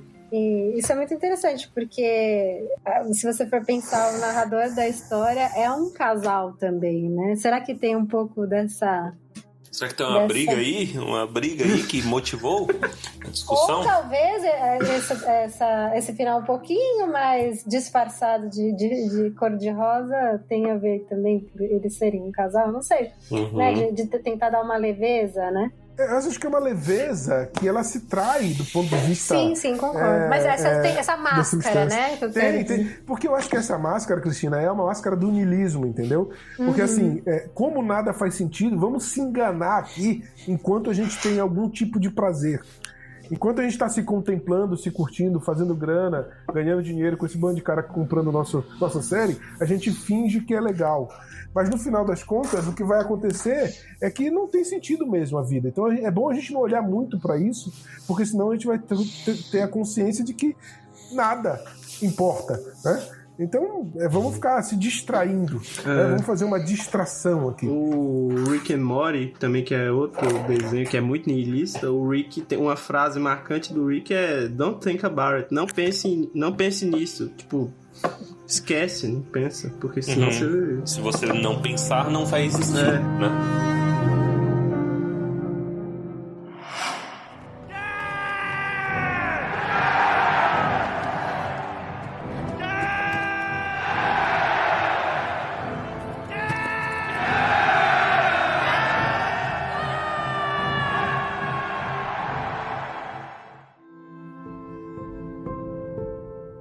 E seguindo nossa discussão, a gente já falou do bom e do mal, e agora vamos falar do feio. Eu queria colocar uma discussão aqui, porque a gente pincelou, né, e trouxe atenção aí para vários conceitos de morte, de sentido da vida em várias séries. E aí eu queria que a gente conversasse sobre a coisa ruim, sobre mortes, né, em outras obras de ficção, recentes ou não, que são mal construídas ou que não têm nenhum sentido e que acabaram revoltando. Trago um exemplo aqui que ele é um tanto quanto dicotômico. Eu vi a galera zoando há um tempo atrás o Marcelo Bassoli, lá do Jovem Nerd, porque ele nunca supera o fim de Game of Thrones. E eu consigo me relacionar, porque eu não supero. Direto eu fico citando aqui. Game of Thrones é um caso muito peculiar, que eu acho que o George R. R. Martin, né, nas Crônicas de Gelo e Fogo mesmo, não exatamente na série, ele fez o dever de casa dele tão bem, em determinado sentido, que todo mundo tentou fazer igual. E isso acabou gerando um efeito que é uma tendência que eu vejo na indústria em geral, hoje em dia. Não está restrito a Game of Thrones, não está restrito a Star Wars, videogames, etc. Obras narrativas de muitas mídias diferentes têm feito isso. E eu acho que empobrece muito a escrita em geral, né? Apesar de haver discussões, tem gente que gosta, tem gente que acha genial. Qual é o meu ponto aqui? Morte como subversão de expectativas. Eu não aguento mais ouvir esse termo. Subversão de expectativas. Nossas expectativas foram subvertidas. Gotcha! Né? Qualquer coisa, qualquer série que eu tô vendo, eu tô curtindo de boa. Né? O George R. R. Martin fazia isso de uma maneira fantástica. Olha, a gente tá pensando que esse personagem aqui é o principal, mas ele cometeu erros humanos, palpáveis, plausíveis, e ele se lascou. E a morte dele desencadeou muita coisa, né? O Casamento Vermelho, maravilhoso. Subversão de expectativas. Joffrey, subversão de expectativas. O que vai acontecer agora? Khal Drogo é excelente esse exemplo. Hoje, o que aconteceu? Até no próprio Game of Thrones, eles viram e falaram assim, então as pessoas gostam de ser subvertidas. Eu vou bater na cara delas o tempo todo. E eu vou começar a matar gente que nunca morreu antes, mas pra te dar choque. E aí foi que a coisa foi se perdendo, desandando. Agora as pessoas têm expectativa pela subversão de expectativa. Você acha que acaba desgastando, né? Que cai no banal, né? Tem um conceito que eu acho muito legal, que é o seguinte, eu vi num review de um jogo que lançou recentemente. Se você coloca uma navalha na minha salada, minhas expectativas vão ser subvertidas. Mas eu não vou aplaudir você por isso. Entendeu? Tem um contexto. Tem um contexto disso daí. Colocar maçã na maionese. Colocar maçã na maionese. Vamos ter uma discussão sobre aquelas... Não é, velho? Sabe o que eu tive um pouquinho disso com The Walking Dead? Que eu não consegui continuar mais, porque eles faziam tanto isso de querer surpreender, que começou a se perder, né? E eu achava genial no começo, mas de repente saturou. Acho que a palavra é saturar. Será que o Martin tá demorando para escrever esse final por conta disso? Ele tá completamente perdido dentro da própria história? Eu acho que ele tá pirraçando nós. Ele tá pirraçando porque a galera assedia muito ele e aí ele fala assim, eu que não vou escrever isso. Eu posso, né? Ou ele escreveu, deixou no testamento e a gente só vai saber depois da morte dele. Exatamente. Ele tá de molecagem, velho. Eu acho também. Concordo. Eu acho que o fenômeno do Game of Thrones, eu encaixo numa questão cultural, assim, que eu posso... É bastante polêmica agora, né? Uma coisa assim. Serei o old grumpy dwarf, assim. Então, eu acho que existe na cultura contemporânea essa coisa da preocupação com a experiência da leitura ou da série. E toda a questão do roteiro é valorizado não pela construção em si, mas pela essa subversão de expectativa. Então toda a discussão do spoiler e a spoilerfobia que graça hoje no mundo cultural, certo? É uma preocupação que na minha época, nos anos 80 e 90, não existia do ponto de vista genérico, né? Acontecia, tinha até uma piada que um cara saía do cinema gritando quem matou foi o mordomo, e aí todo mundo ficava com raiva dele e tal. Então, eu acho que... Mas isso era uma graça, assim. Eu, quando eu era adolescente, lá nos anos 80 e 90, certo? 90 exatamente, isso não me preocupava, assim. Eu até gostava que um amigo meu me contasse o que aconteceu no filme, na série, porque isso me dava mais vontade de ir ver o que aconteceu, de ler como foi que se desenvolveu o filme, como se desenvolveu o texto, como se desenvolveu a série. Então eu gostava de spoiler. Isso era uma coisa comum, assim. Eu vejo que hoje existe essa preocupação muito grande, eu entendo a questão da função da obra de arte, cada um tem a sua sensibilidade e tal, eu respeito, considero importante e tal. Minha mulher, por exemplo, não gosta, né? Mas até hoje, a primeira coisa, quando eu tenho amigos mais velhos, assim, né, da minha seita anânica, certo? A gente conversa e fala, e aí, o que aconteceu? Aí o cara me conta, eu gosto de saber e tal. E quando eu vou lá ver, isso não afeta a minha experiência da obra, né? Mas isso pode se traduzir com a qualidade que eu chamo do sustinho. O que é o sustinho? É aquele filme de terror que o cara acha muito legal quando você está vendo a porta se abrindo muito lentamente, cria aquela expectativa e o bichão sai de trás da janela. Então fala, nossa, isso é legal. Então é o sustinho. As pessoas querem hoje aproveitar a obra de arte narrativa, seja em filme, seja em série, seja em livro, o sustinho. Então quando o cara te dá um sustinho, é legal. É o sustinho, pronto, que legal, foi o sustinho. Aí você nunca mais vai ler de novo aquilo, você nunca mais vai ver de novo, você não vai ficar lendo 300 vezes a morte do Gandalf e falando, putz, isso é muito dedicado, meu Deus. Você não, porque já passou o sustinho. Você me lembrou aquele ensaio do Lewis, que ele fala sobre isso, né? Tem dois tipos de leitores, aqueles que gostam da expectativa, sobre histórias. Isso, muito bom. Aquele que gosta das expectativas e não importa, se mudasse... Para ele, o que importa é essa sensação, que você chama de sensação, né? Que você chama de sustinho, né, Diego? Ou aquele outro tipo de leitor que gosta de conhecer a cultura daquele livro que está sendo descrita, né? Quem é aquele povo? Por que ele fala assim, né? É bem Lewis e Tolkien, né? Que eles gostam disso. Mas, assim, eu colocaria um elemento a mais, que vem antes dos anos 80, Diego, que é a tragédia. O que nos fez ser loucos por não me conte o final, pelo amor de Deus, vem da tragédia, da catástrofe mesmo, porque no elemento tragédia, isso é um elemento muito importante, né? Você descobrir que a sua esposa é sua mãe, que você matou o seu pai. Então isso é um tcharam! Isso não me conte antes, porque isso vai estragar. Então a gente tem essa herança, vem da tragédia, né? Só que o conto de fada, ele é o contrário da tragédia, né? Então você tá mais focado na construção de um mundo. Mas é claro que ele tem a tragédia também. Eu me irrito um pouco, eu sou mais contra spoiler, desculpa, mas o sustinho... Não, deixa o meu sustinho no meu momento. Eu queria levantar minha bandeira aqui a favor do sustinho no momento certo, entendeu? Me dê presente no dia do meu aniversário, no Natal, tudo tem seu momento. E aí tem lá a morte de não sei o que, um capítulo nos Filhos de Húrin, e se não me engano é a morte de Beleg, hein, gente? Não tenho certeza, teria que pegar aqui. E aí eu falo, pronto, já falou que o homem vai morrer.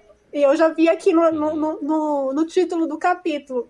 Péssimo. Ou o Retorno do Rei também é. E o próprio Tolkien reclamou disso, que era meio de spoiler. Mas eu acho que, assim, até do ponto de vista da tragédia, tem lá o reconhecimento, que o Aristóteles fala que é um elemento fundamental, mas os caras escreviam as peças, né? E isso era divulgado. Quer dizer, tudo bem que pro povão era realmente o momento, né? Assim como o cara era diferente do que alguém que aprecia ler sobre isso, quem é que lia, né? Lá no século IV, V, Sófocles, Ésquilo. Quer dizer, as pessoas iam lá e viam, de fato.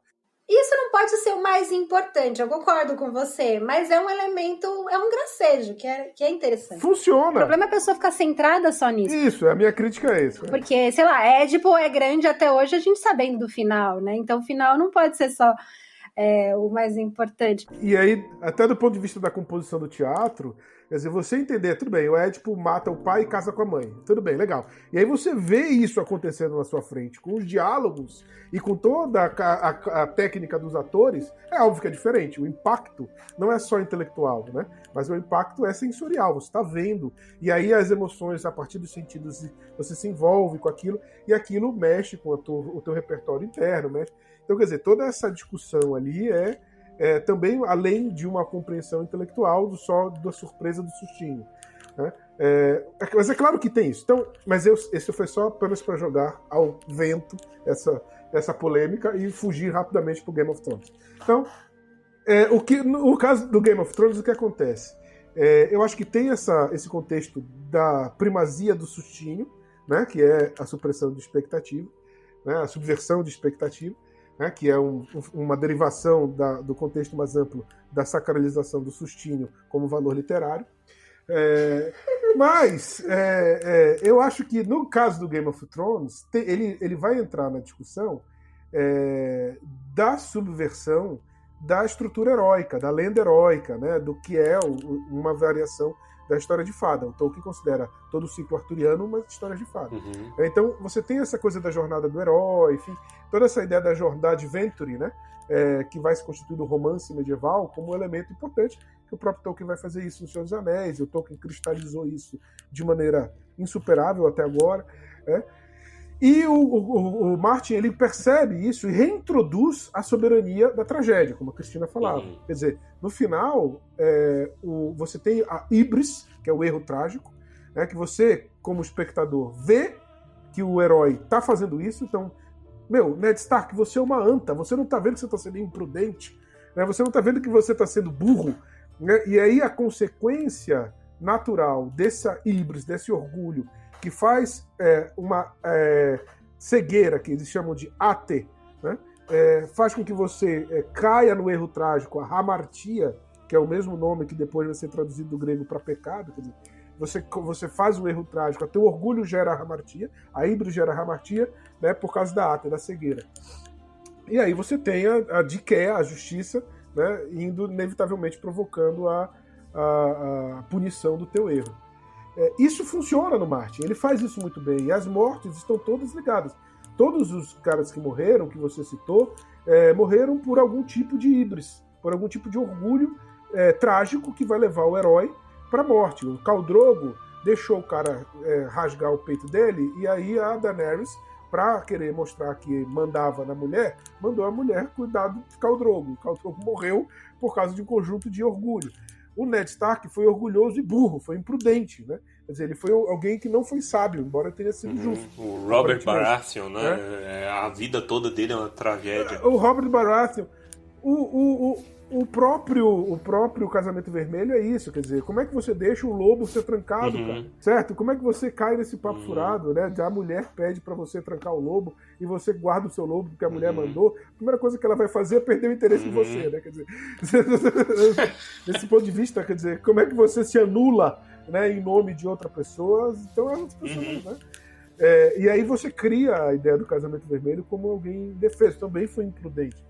Então, quer dizer, faz sentido, do ponto de vista filosófico-literário, as mortes que o Martin apresenta. Né?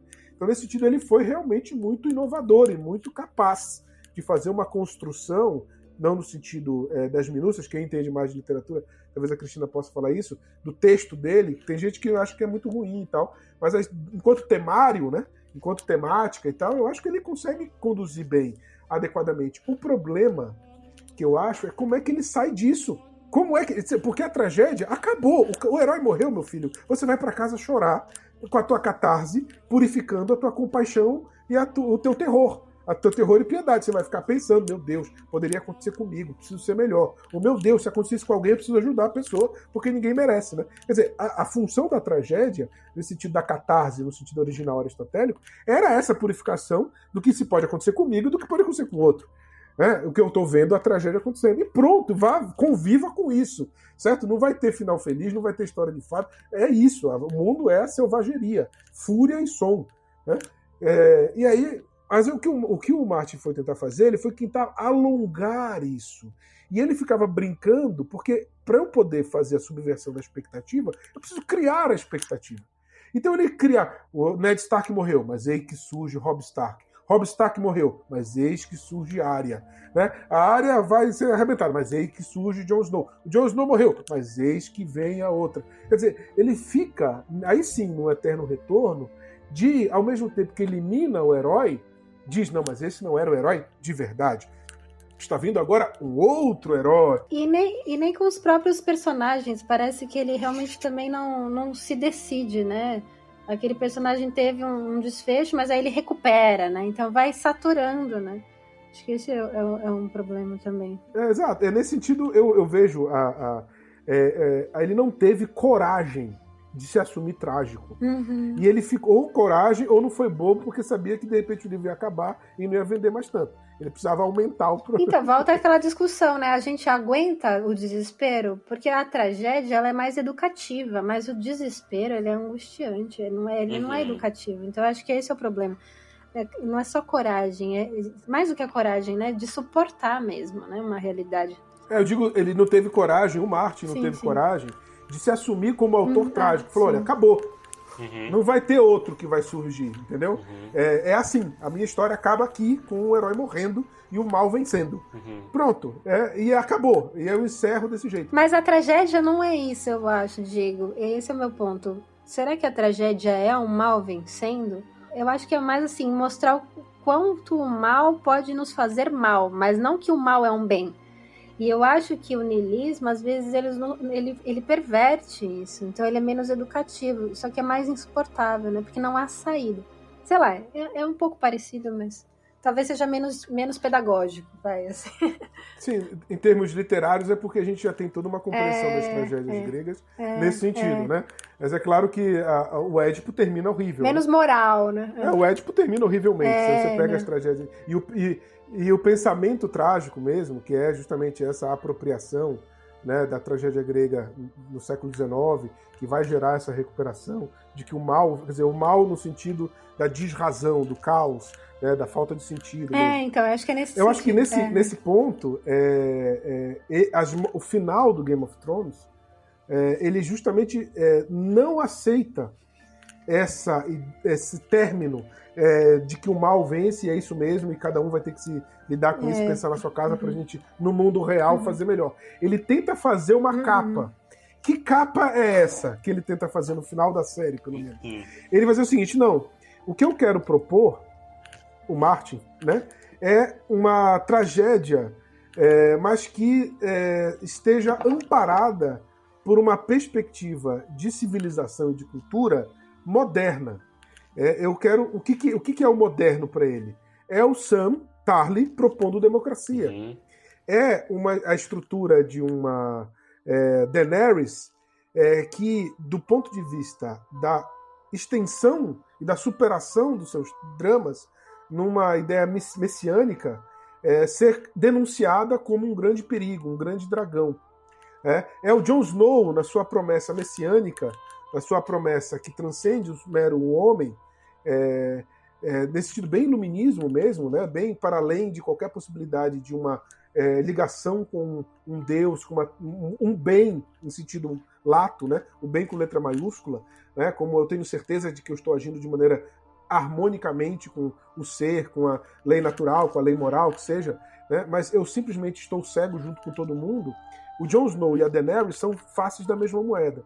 Só que a Daenerys, ela é a totalitária. É aquela que vai tocar fogo em todo mundo em nome da causa do bem dela. E o Jon Snow é um ingênuo, é um trouxa. Né? É aquele cara que tem que terminar mesmo vivendo com os selvagens, tipo hippie. Mas ele matou a Daenerys, gente. E esse final aí? Porque justamente, tanto do ponto de vista do totalitário, quanto do ponto de vista do humanista, do bom selvagem russoniano, eles se matam. Né? Tanto o Leviatã, do homem é mau, e eu preciso do Estado forte para destruir, do Thomas Hobbes, que é a Daenerys, tanto do ponto de vista do homem é bom, e a gente só tem que fazer uma sociedade boa aqui entre nós, eles se aniquilam. Porque no final das contas você vai ter uma estrutura, né, equivalente de apostas em reais. Né? Então o Jon Snow ele vira um hippie.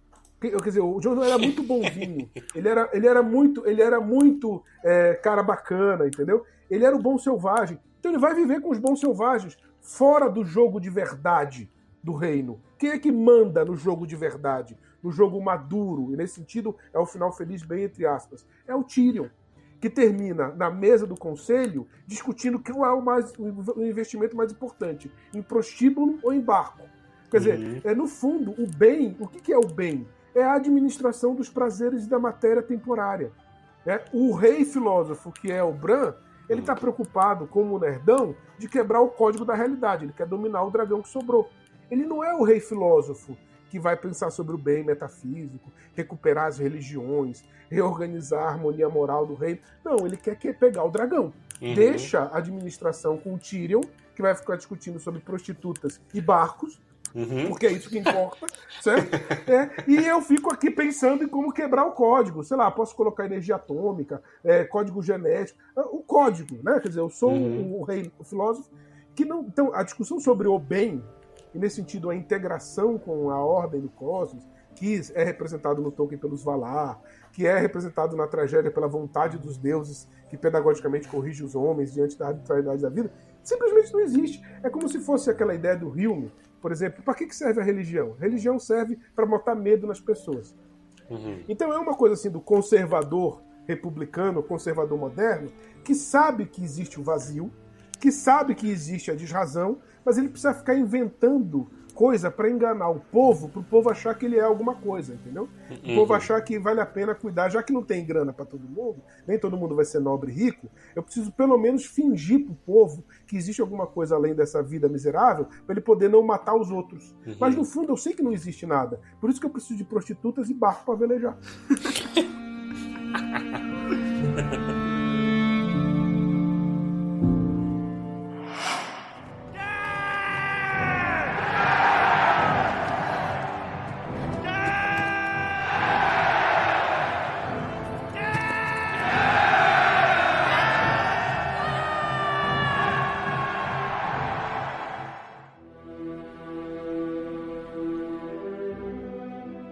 Vocês colocaram isso daí e é interessante porque eu acredito que tem uma ruptura aí no meio termo, que é por não haver o source material, né? Eu não tenho a fonte do que o Martin escreveu, apesar de ter essa linha que ele estava seguindo. E aí a série, como o Diego estava falando, ela tem uma urgência de discutir questões que não tiveram tempo de ser semeadas. Né? Então eu não tive tempo de discutir, de fazer o setup da mesa para poder apresentar essas ideias no final de uma maneira consistente. Muitas ideias que são apresentadas no final, como o Bran sendo um rei alienígena, a Daenerys líder messiânica totalitária caindo, etc., esses conceitos, eu acredito que eles estão na cabeça do Martin, mas eles não foram semeados de uma maneira consistente na série, seja por que motivo. Tudo indica que os caras quiseram correr porque diziam que não tinha tempo, né? Tinha dinheiro infinito, estava gerando dinheiro infinito da HBO, mas eles queriam outros projetos.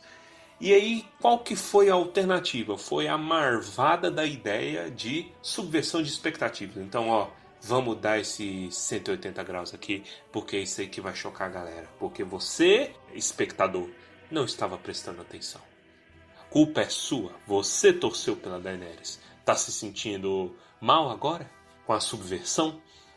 Entendeu? E aí, no final, a gente acabou tendo uma coisa completamente vazia de sentido. A subversão sem recheio.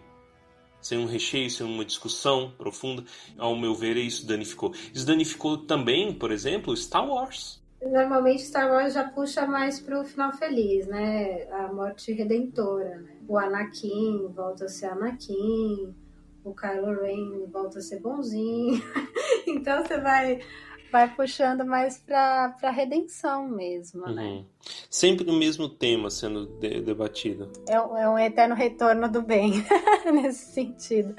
Então eu acho que são mortes mais de jornada do herói, típica jornada do herói. Tanto é que o próprio George Lucas seguiu, né, o monograma lá da jornada do herói do Campbell, né? Então você sai de casa, sai do mundo comum, vai para o mundo incomum, traz o elixir. Então, assim, você tem toda uma transformação para crescer, mas isso vale também para o vilão, né? Porque o Darth Vader também, no fim das contas, ele peita lá o Palpatine, né? Agora, essa ressurreição do Palpatine eu não entendi direito. Vocês querem debater? Porque ele não tinha morrido lá atrás? Por que ele voltou, gente?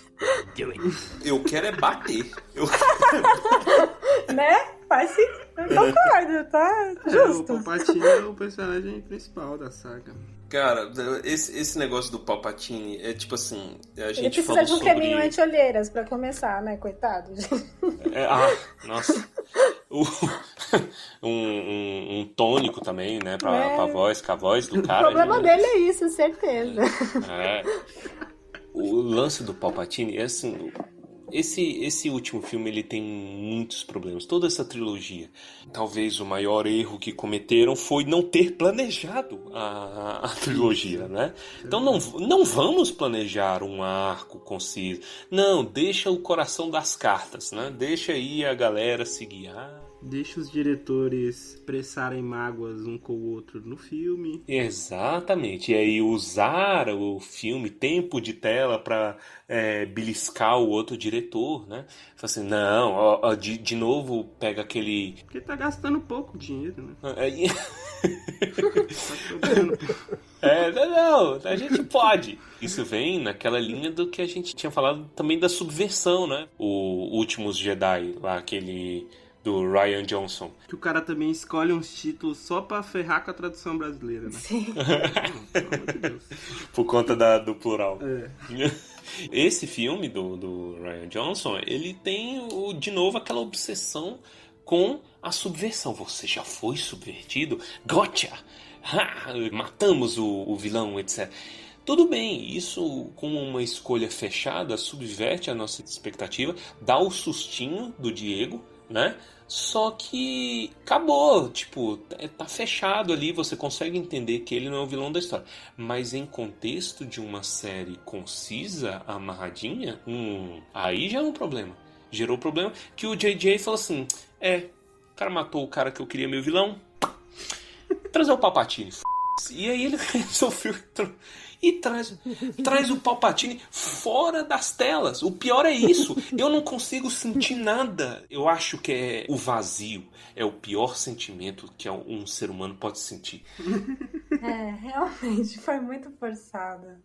Eu não senti amor, eu não senti ódio, eu não senti nada com o Palpatine. E isso é a pior coisa que uma pessoa num filme, numa obra literária, uma obra de ficção pode querer. O cara ressurge fora das telas, além da loucurada toda do exército, etc. Mas em termos de morte, acaba inviabilizando toda a saga. Eu acho que eles subestimaram muito os espectadores de Star Wars nessa trilogia, porque eles falaram assim... Vamos lá, vamos pegar tudo que eles gostam e trazer de volta. Olha que legal. Entendeu? Então, assim, o Palpatine gosta, joga lá. A nave, joga lá. Olha que legal, entendeu? E é isso, acho que eles quiseram fazer assim. Vamos fazer um grande baile dos saudosistas. Não, tem umas coisas bem legais, válidas, mas eu acho que também tem isso, de jogar com o saudosismo mesmo, né? E aí perde, né? Parece assim que às vezes a gente quer apagar a última trilogia pra ficar... Já foi bem criticada a segunda, né? Então, vamos desconsiderar, algumas pessoas podem levar para esse lado. Embora tenha, assim, muita coisa interessante. É engraçado, porque pra mim, quando eu vejo essas situações, eu só consigo valorizar mais o velho Tolkien, sabe?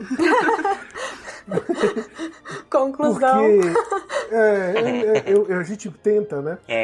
Eu gosto muito da trilogia original do Star Wars, e o que eu gostei dessa terceira trilogia justamente foi a parte, digamos, da metafísica da força, né? Porque a força definitivamente tem o seu estado regular como a luz. O estado normal da força é a luz. Os Jedi não são uma degeneração de uma força neutra que move a realidade indiferente dos posicionamentos morais ou das organizações da sociedade, da harmonia entre os seres. Não. A luz é a vida, ela é positiva, ela quer o bem. Então isso, para mim, foi a melhor coisa que poderia ter na terceira temporada do ponto de vista metafísico. Terceira temporada ou terceira trilogia? Da terceira trilogia. Que eu não gostei, eu acho que quando você assume que... Então, tudo bem, vamos apostar que é o bem. E aí você entra na discussão do épico, na discussão do romance cavaleiresco, a cultura literária que vai surgir após o cristianismo. Quer dizer, no final tudo termina bem, quer dizer, como um elemento de que a própria organização da realidade é positiva. Existe o mal, existe o sofrimento, mas isso é transitório, que no final as coisas confluem para uma estrutura positiva, amorosa, boa, bonita. É difícil fazer isso, do ponto de vista literário, convincente. Porque quando o Gandalf morre, é um sustinho. Mas é um sustinho que faz tanto sentido na trajetória do personagem e no que está acontecendo naquele enredo, que a sensação de desamparo te acompanha durante muito tempo, mas que lentamente outros vão tomando lugar. Você começa a perceber mais o Aragorn, você começa a perceber mais a amizade entre os hobbits. Então você começa lentamente a recuperar aquele elemento.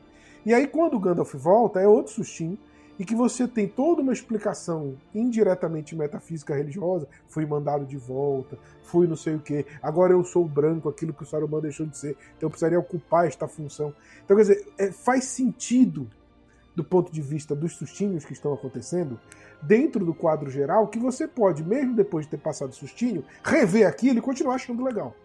Mesmo que não tenha mais sustinho. Quando você tenta fazer isso no Star Wars, você não tem a habilidade criativa de fazer a estrutura harmônica do ponto de vista do roteiro inteiro. Então parece que às vezes, como é que o Luke cai do jeito que ele caiu depois de ter enfrentado todos os processos que enfrentou? E aí ele vai e faz aquilo com Kylo Ren, e aí o pai se sacrifica. Tudo bem, falando de mortes, né? Eu gostei da morte do Han Solo. Achei que faz sentido, o cara se sacrificou, até porque tem essa coisa da força, salvar o filho, e acredita que pode se unir e tal. Eu até entendo o sacrifício final do Luke, né? Foi uma morte bonita, eu achei. Ele tentando recuperar o seu erro, mesmo depois de ter sido mestre Jedi. Tá, tudo bem, até vai. Agora, realmente, para você afirmar que o bem vai dar certo no final, você precisa realmente ter capacidade de fazer um mal tão tenebroso quanto, para poder, mesmo sabendo que vai dar certo, você ter medo e perceber quem é que vai cair para esse mal. Tudo bem, o quadro geral vai dar certo, mas eu vou dar certo? Eu vou participar do quadro geral? Que história teremos caído, senhor Frodo? A história que dá certo ou a história que vai todo mundo se arrebentar dentro do quadro particular? Quer dizer, quem é que vai... E aí, no final, para você construir um mal desse jeito, ele tem que ser realmente surpreendente desde o começo. E recuperar o Palpatine me pareceu uma falta de criatividade, falta de saída, falta de coragem, falta de capacidade de entender a dinâmica do universo que está sendo apresentada e propor a coragem de enfrentar o desafio de apresentar um vilão tão icônico quanto o Palpatine. Ficou quase um pastiche, né, da trilogia original, né, essa segunda, nesse sentido, né, não desmerecendo ela como um todo.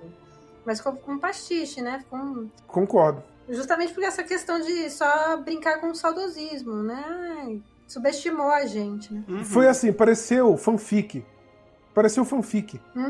Sim. Foi um fanfic, assim, da segunda, né? A temporada original, o episódio 4, 5, 6. Pareceu um fanfic. Né? Quer dizer, uma coisa que se... Mal escrito. Mal escrito. Quer dizer, quando você leva o jogo para uma discussão épica, para uma discussão mitológica, quando você sai da tragédia e você leva o jogo para discussão sobre o bem e o mal, você tem que ter estofo literário para fazer isso. Senão fica enjoativo, fica ridículo, fica tolo, né? Quer dizer, você ter capacidade de levantar o debate da imaginação para o grau máximo de especulação que ela pode chegar, qual é o fundamento da realidade. Esse fundamento é um fundamento legal e ao mesmo tempo não é tão simples assim. Cara, precisa ter muita capacidade de envolver as pessoas, surpreender as pessoas, construir um negócio. E o retorno do Palpatine foi assim, o cachorro morto, sabe? Bater em cachorro morto. Nossa, sim. Já estava morto, vamos trazer um espantalho. Porque no final, o que as pessoas querem? Elas querem ver a Rey, a mulher empoderada, com todos os Jedi dando força pra ela, matando um velho que já tá acabado. Uhum. Então, quer dizer, que imagem é essa que ficou? Sinto muito por não termos colocado uma mulher Jedi na trilogia original. Vamos colocar agora a heroína. E qual é o desenvolvimento todo em volta disso? E olha que eu gosto muito da Rey como personagem. Uhum. Mas, assim, qual foi o antagonista que ela teve? Exato, ela não tem ninguém que chega aos pés dela. Ela não teve antagonista. Nenhum. Não, e o final enfraquece ela também enquanto mulher empoderada. Por que ela é Skywalker? Por que ela falou que ela é Skywalker? Né? Que ela casou entre aspas, né? Com o Kylo. Pelo amor de Deus. Ela tá grávida. Não vem com essa ideia, não. Eu não aguento mais essa teoria, velho. Uma outra coisa que eu gostei do ponto de vista metafísico da trilogia nova é justamente essa ideia de que a força, como o estado natural da força é a luz, é o bem, a ideia da ressurreição, entrando nessa discussão, né, sobre a morte e pós-morte, né, como a gente começou falando do Tolkien, né, sobre a separação e a morte como uma dádiva, entendendo nesse sentido do retorno à origem da vida, à força, elemento indistinto aí, né, Eru, no caso do Tolkien, mas no caso da força, como a força é a luz e ela tem ditames e ela é moralmente boa, você ultrapassa a morte unindo-se a ela num ascese, num ensinamento moral, fazendo bem, fazendo uma contemplação, estudando. E você supera a morte, como ela é parte natural da vida limitada, e a morte, nesse caso, se torna um dom, porque você se une, a morte é uma ilusão, você se une à integralidade, por isso que o corpo some também, né? Uhum. Do Jedi que morre. Então você volta como integralidade, como corpo e alma para a força. Uhum. E no caso do Palpatine, ele é a tecnologia tentando prolongar de maneira artificial essa vida degenerada, né? Essa vida num corpo apodrecido. Então, a impressão que eu tenho é justamente que a trilogia seguiu essa linha do Palpatine, né? Foi uma trilogia que teve o Palpatine como mestre, porque ela simplesmente quis continuar um corpo que já tinha dado o que tinha que dar. Uhum. Era como se fosse uma coisa putrefata. A trilogia inteira parece que está sendo levada por ajuda com aparelhos, assim, né? E aí no final ela acaba por esgotamento, pela simples necessidade de ter que terminar. Não foi uma ascensão, né? Não foi uma ultrapassagem da condição limitada, indo para o cânone, né, do imaginário como uma obra boa que será lembrada. Não, ela foi uma estafa, né? Finalmente acabaram com essa história, né? Finalmente. Então, quer dizer, o prolongamento artificial da vida do Palpatine de maneira tosca, né, subvertendo, fazendo quase uma paródia da força, né, da iluminação da força, mas um enegrecimento do próprio corpo apodrecido, da mesma maneira aconteceu com a narrativa. Em vez dela superar os seus limites e ir em direção a um status imaginário literário mais interessante, ela ficou presa numa carcaça. Uma coisa que você falou do estado natural da força ser o bem. Você sabe que isso daí acabou sendo uma das coisas que o Last Jedi ele mais danificou. Porque esse filme intermediário, ele já propõe o contrário. Ele propõe que o estado natural da força é o Grey. Você presumir que a força tende para o bem é presunção dos Jedi. Nossa. Entendeu? Olha, esse é o problema dos Jedi. E não sei o que. E aí, eu gosto de debater esse cinza, né? Mas não na coisa da força. Eu achei que isso foi muito... Foi muito a subversão, o sustinho. Assim, você está achando que a força do bem... Não! Mas aí é o relativismo invadindo Star Wars, que não tinha essa essência. Exato. Eu gosto muito de falar assim, pô, o Luke é falho. A resistência flerta com ditadura, com, né, os caras que fazem tráfico de armamento, etc. Eu gosto de discutir isso, essas falhas e essa coisa moral. Mas o reto, ele tá sempre ali, te norteando. Exatamente. E é o que a força deveria ser, né? Te guiar, o lado negro que corrompe tudo, clouds everything. É o que o Diego tava falando, né? Quanto mais a gente estuda isso, mais a gente volta pro Tolkien, porque o Tolkien não perdeu esse norte, né? Uhum. Apesar dele ser um pouco acusado de maniqueísmo, não é verdade. Ele tem o Grey ali, né? Só que ele não tem o Grey como moral. Ele tem muito claro o que é bem e o que é mal. Isso não significa que os personagens são o bem, os personagens são o mal, né? Não, o bem e o mal não é subjetivo, não está numa pessoa. As pessoas, elas têm os dois, né? Mas o que é certo, o que é errado é errado. Ele não é nem cair num absolutismo e nem num relativismo, né? Nessa questão, o Game of Thrones, né, fazendo um paralelo, qual é a diferença do ponto de vista dos universos? Né? Isso vai entrar numa outra, seria um outro podcast, mas nesse sentido, qual seria a diferença de universo? Uma característica da tragédia que eu estava falando, da Ate, essa cegueira, né? Pensando, fazer uma referência àquele Werner Jäger, né? Sobre a paideia, a formação do homem grego, ele explica muito bem essa configuração, digamos, da cosmovisão trágica. O herói, quando ele está cego pelo seu orgulho, ele não vê mais o bem e o mal. Ele não sabe mais o que é o bem e o mal. E aí ele cai, né, porque ele comete erros de vícios. Né? Ele é imprudente, ele é covarde, ele é egoísta, ele é cobiçoso, ele é invejoso, ele é luxurioso, ele é iracundo. Quer dizer, ele comete erros porque ele não consegue mais ver o bem e o mal. E a tragédia inteira é isso. Né? O espectador entra na cegueira do protagonista. O épico, ou a discussão do romance de cavalaria, da história de fada, digamos assim, do ponto de vista do Tolkien, ele sempre deixa claro para o espectador, para o leitor, onde está o bem e o mal. Ou um personagem específico pode ficar cego, e aí entra na questão cinzenta. Mas ele, pessoalmente, o personagem, não sabe onde está o bem e o mal, então ele transita. Ele pode transitar, se recuperar, cair, ficar definitivamente, vencer o mal e se tornar harmônico com o bem. Então existe essa dinâmica, né, do final feliz como essa integração com o bem em seu estado originário e fundante da realidade e o personagem moralmente jogado ali no meio. Então essa dinâmica no épico, na história de fada, funciona. Na tragédia, não. Então o que é o maniqueísmo do Tolkien? Não é que existe o bem e o mal de maneira absoluta. O bem e o mal estão bem marcados como princípios da realidade. Dentro do jogo dramático, dentro da moralidade, os personagens transitam.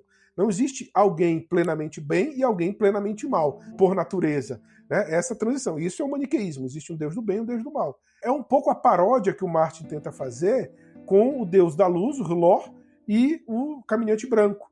Né? Só que aí, no caso, os dois são maus. Porque, para o Martin, as religiões existem. Né? No Tolkien, ela não existe religião, porque a própria estrutura da realidade demonstra essa divisão, né, essa organização, e no Martin as religiões elas também estão cegas, também são parciais. Então ninguém sabe o que é o bem e o mal. Não existe. Como princípio da realidade não está claro no Martin o que é o bem e o que é o mal. Existe apenas os personagens se matando, cegos ali. Um acha que é o poder das armas, outros acham que é o poder do dinheiro, outros acham que é o poder da magia, outros acham que é o poder do sexo. Então ninguém sabe direito o que é o bem e o mal, além dos seus próprios interesses. De vez em quando uma força sobrenatural age, ressuscitando alguém, fazendo uma sombra acontecer, dominando um dragão, fazendo o Caminhante Branco surgir, mas os corvos ali fazendo as suas visões. Então existem forças sobrenaturais no sentido de que são além da compreensão humana, mas não o sobrenatural no sentido próprio, no sentido de fundação como oposição à natureza, né? Quer dizer, o fundamento da natureza, como Deus. Não existe. Né? Então o Martin, ele está no jogo da tragédia mesmo, todo mundo cego, né? Ninguém sabe direito o que é o bem e o mal, tá tudo borrado. No Tolkien, embora esses princípios existam, o leitor sempre sabe onde está o princípio, né? O leitor. Mas o personagem muitas vezes se perde. Então por isso que ele não é maniqueísta, porque muitas vezes eles transitam.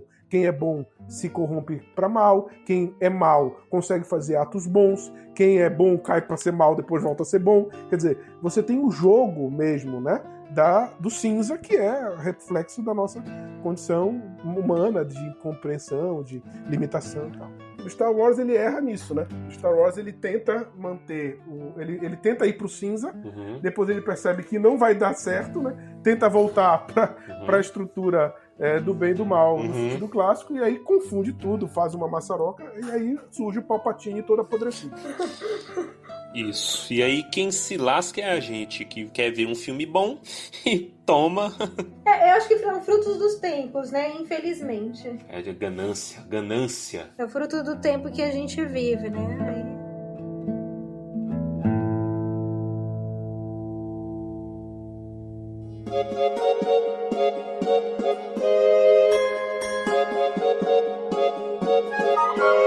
E, pessoal, com isso a gente termina esse episódio chicante, maravilhoso. Foi uma discussão excelente, gente. Eu queria deixar aqui meu muito obrigado a Cris, muito obrigado, Diego, muito obrigado, Baessa. Todos... Obrigada, meninos. Vocês são demais. Foi excelente, gente. Eu já deixo aqui o convite para vocês voltarem sempre. Sim. E virem agregar os segundos desjejuns de todos os ouvintes deste Brasil. Né? Vocês querem deixar algum recado? Eu só queria mesmo agradecer o convite de novo, né? Uma grande honra. Mandar um grande abraço aos nossos ouvintes. Obrigada por prestigiarem. E é isso. Sigam o Tolkienista, leiam o site. E é isso. Comprem a amizade no Senhor dos Anéis. Eu levo muito jeito pra isso, né? Eu sou ótima. Eu não julgo. Faço muito pior. Mas é na sua simplicidade que você ganha os ouvintes. Isso. Falar do Tolkienista, eu acho que é um site realmente que tem muito valor. A C. Cristina é muito valorosa no trabalho. Comprar o livro dela, reforço, é muito bom o livro. E acho que toca em todas as questões que a gente falou aqui. E agradecer vocês dois. Faço votos que a Tumba do Balim cresça, prospere e se torne uma referência de podcast para os próximos anos, as próximas décadas. E todo sucesso para todos nós. Muito obrigado a vocês dois. Foi edificante, maravilhoso. Você quer falar alguma coisa, Baessa? Só obrigado mesmo. Se você gostou desse episódio, compartilhe, divulga para os seus amigos, divulga para sua família. Alegre o segundo desjejum de todas as pessoas. É o maior presente que você pode dar nos tempos de hoje, né? Então é isso, gente. Muito obrigado e até a próxima.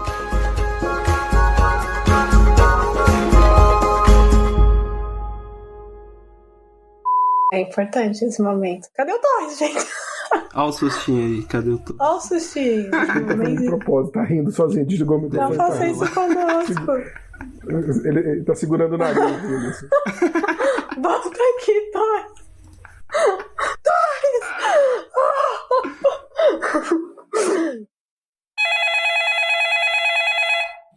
Alô? Como assim eu não vou participar do podcast? Quê? Não, você tá maluco? Não vou passar vergonha em vocês na frente dos convidados, não. Sei que os convidados são importantes. Torres! Filho da puta!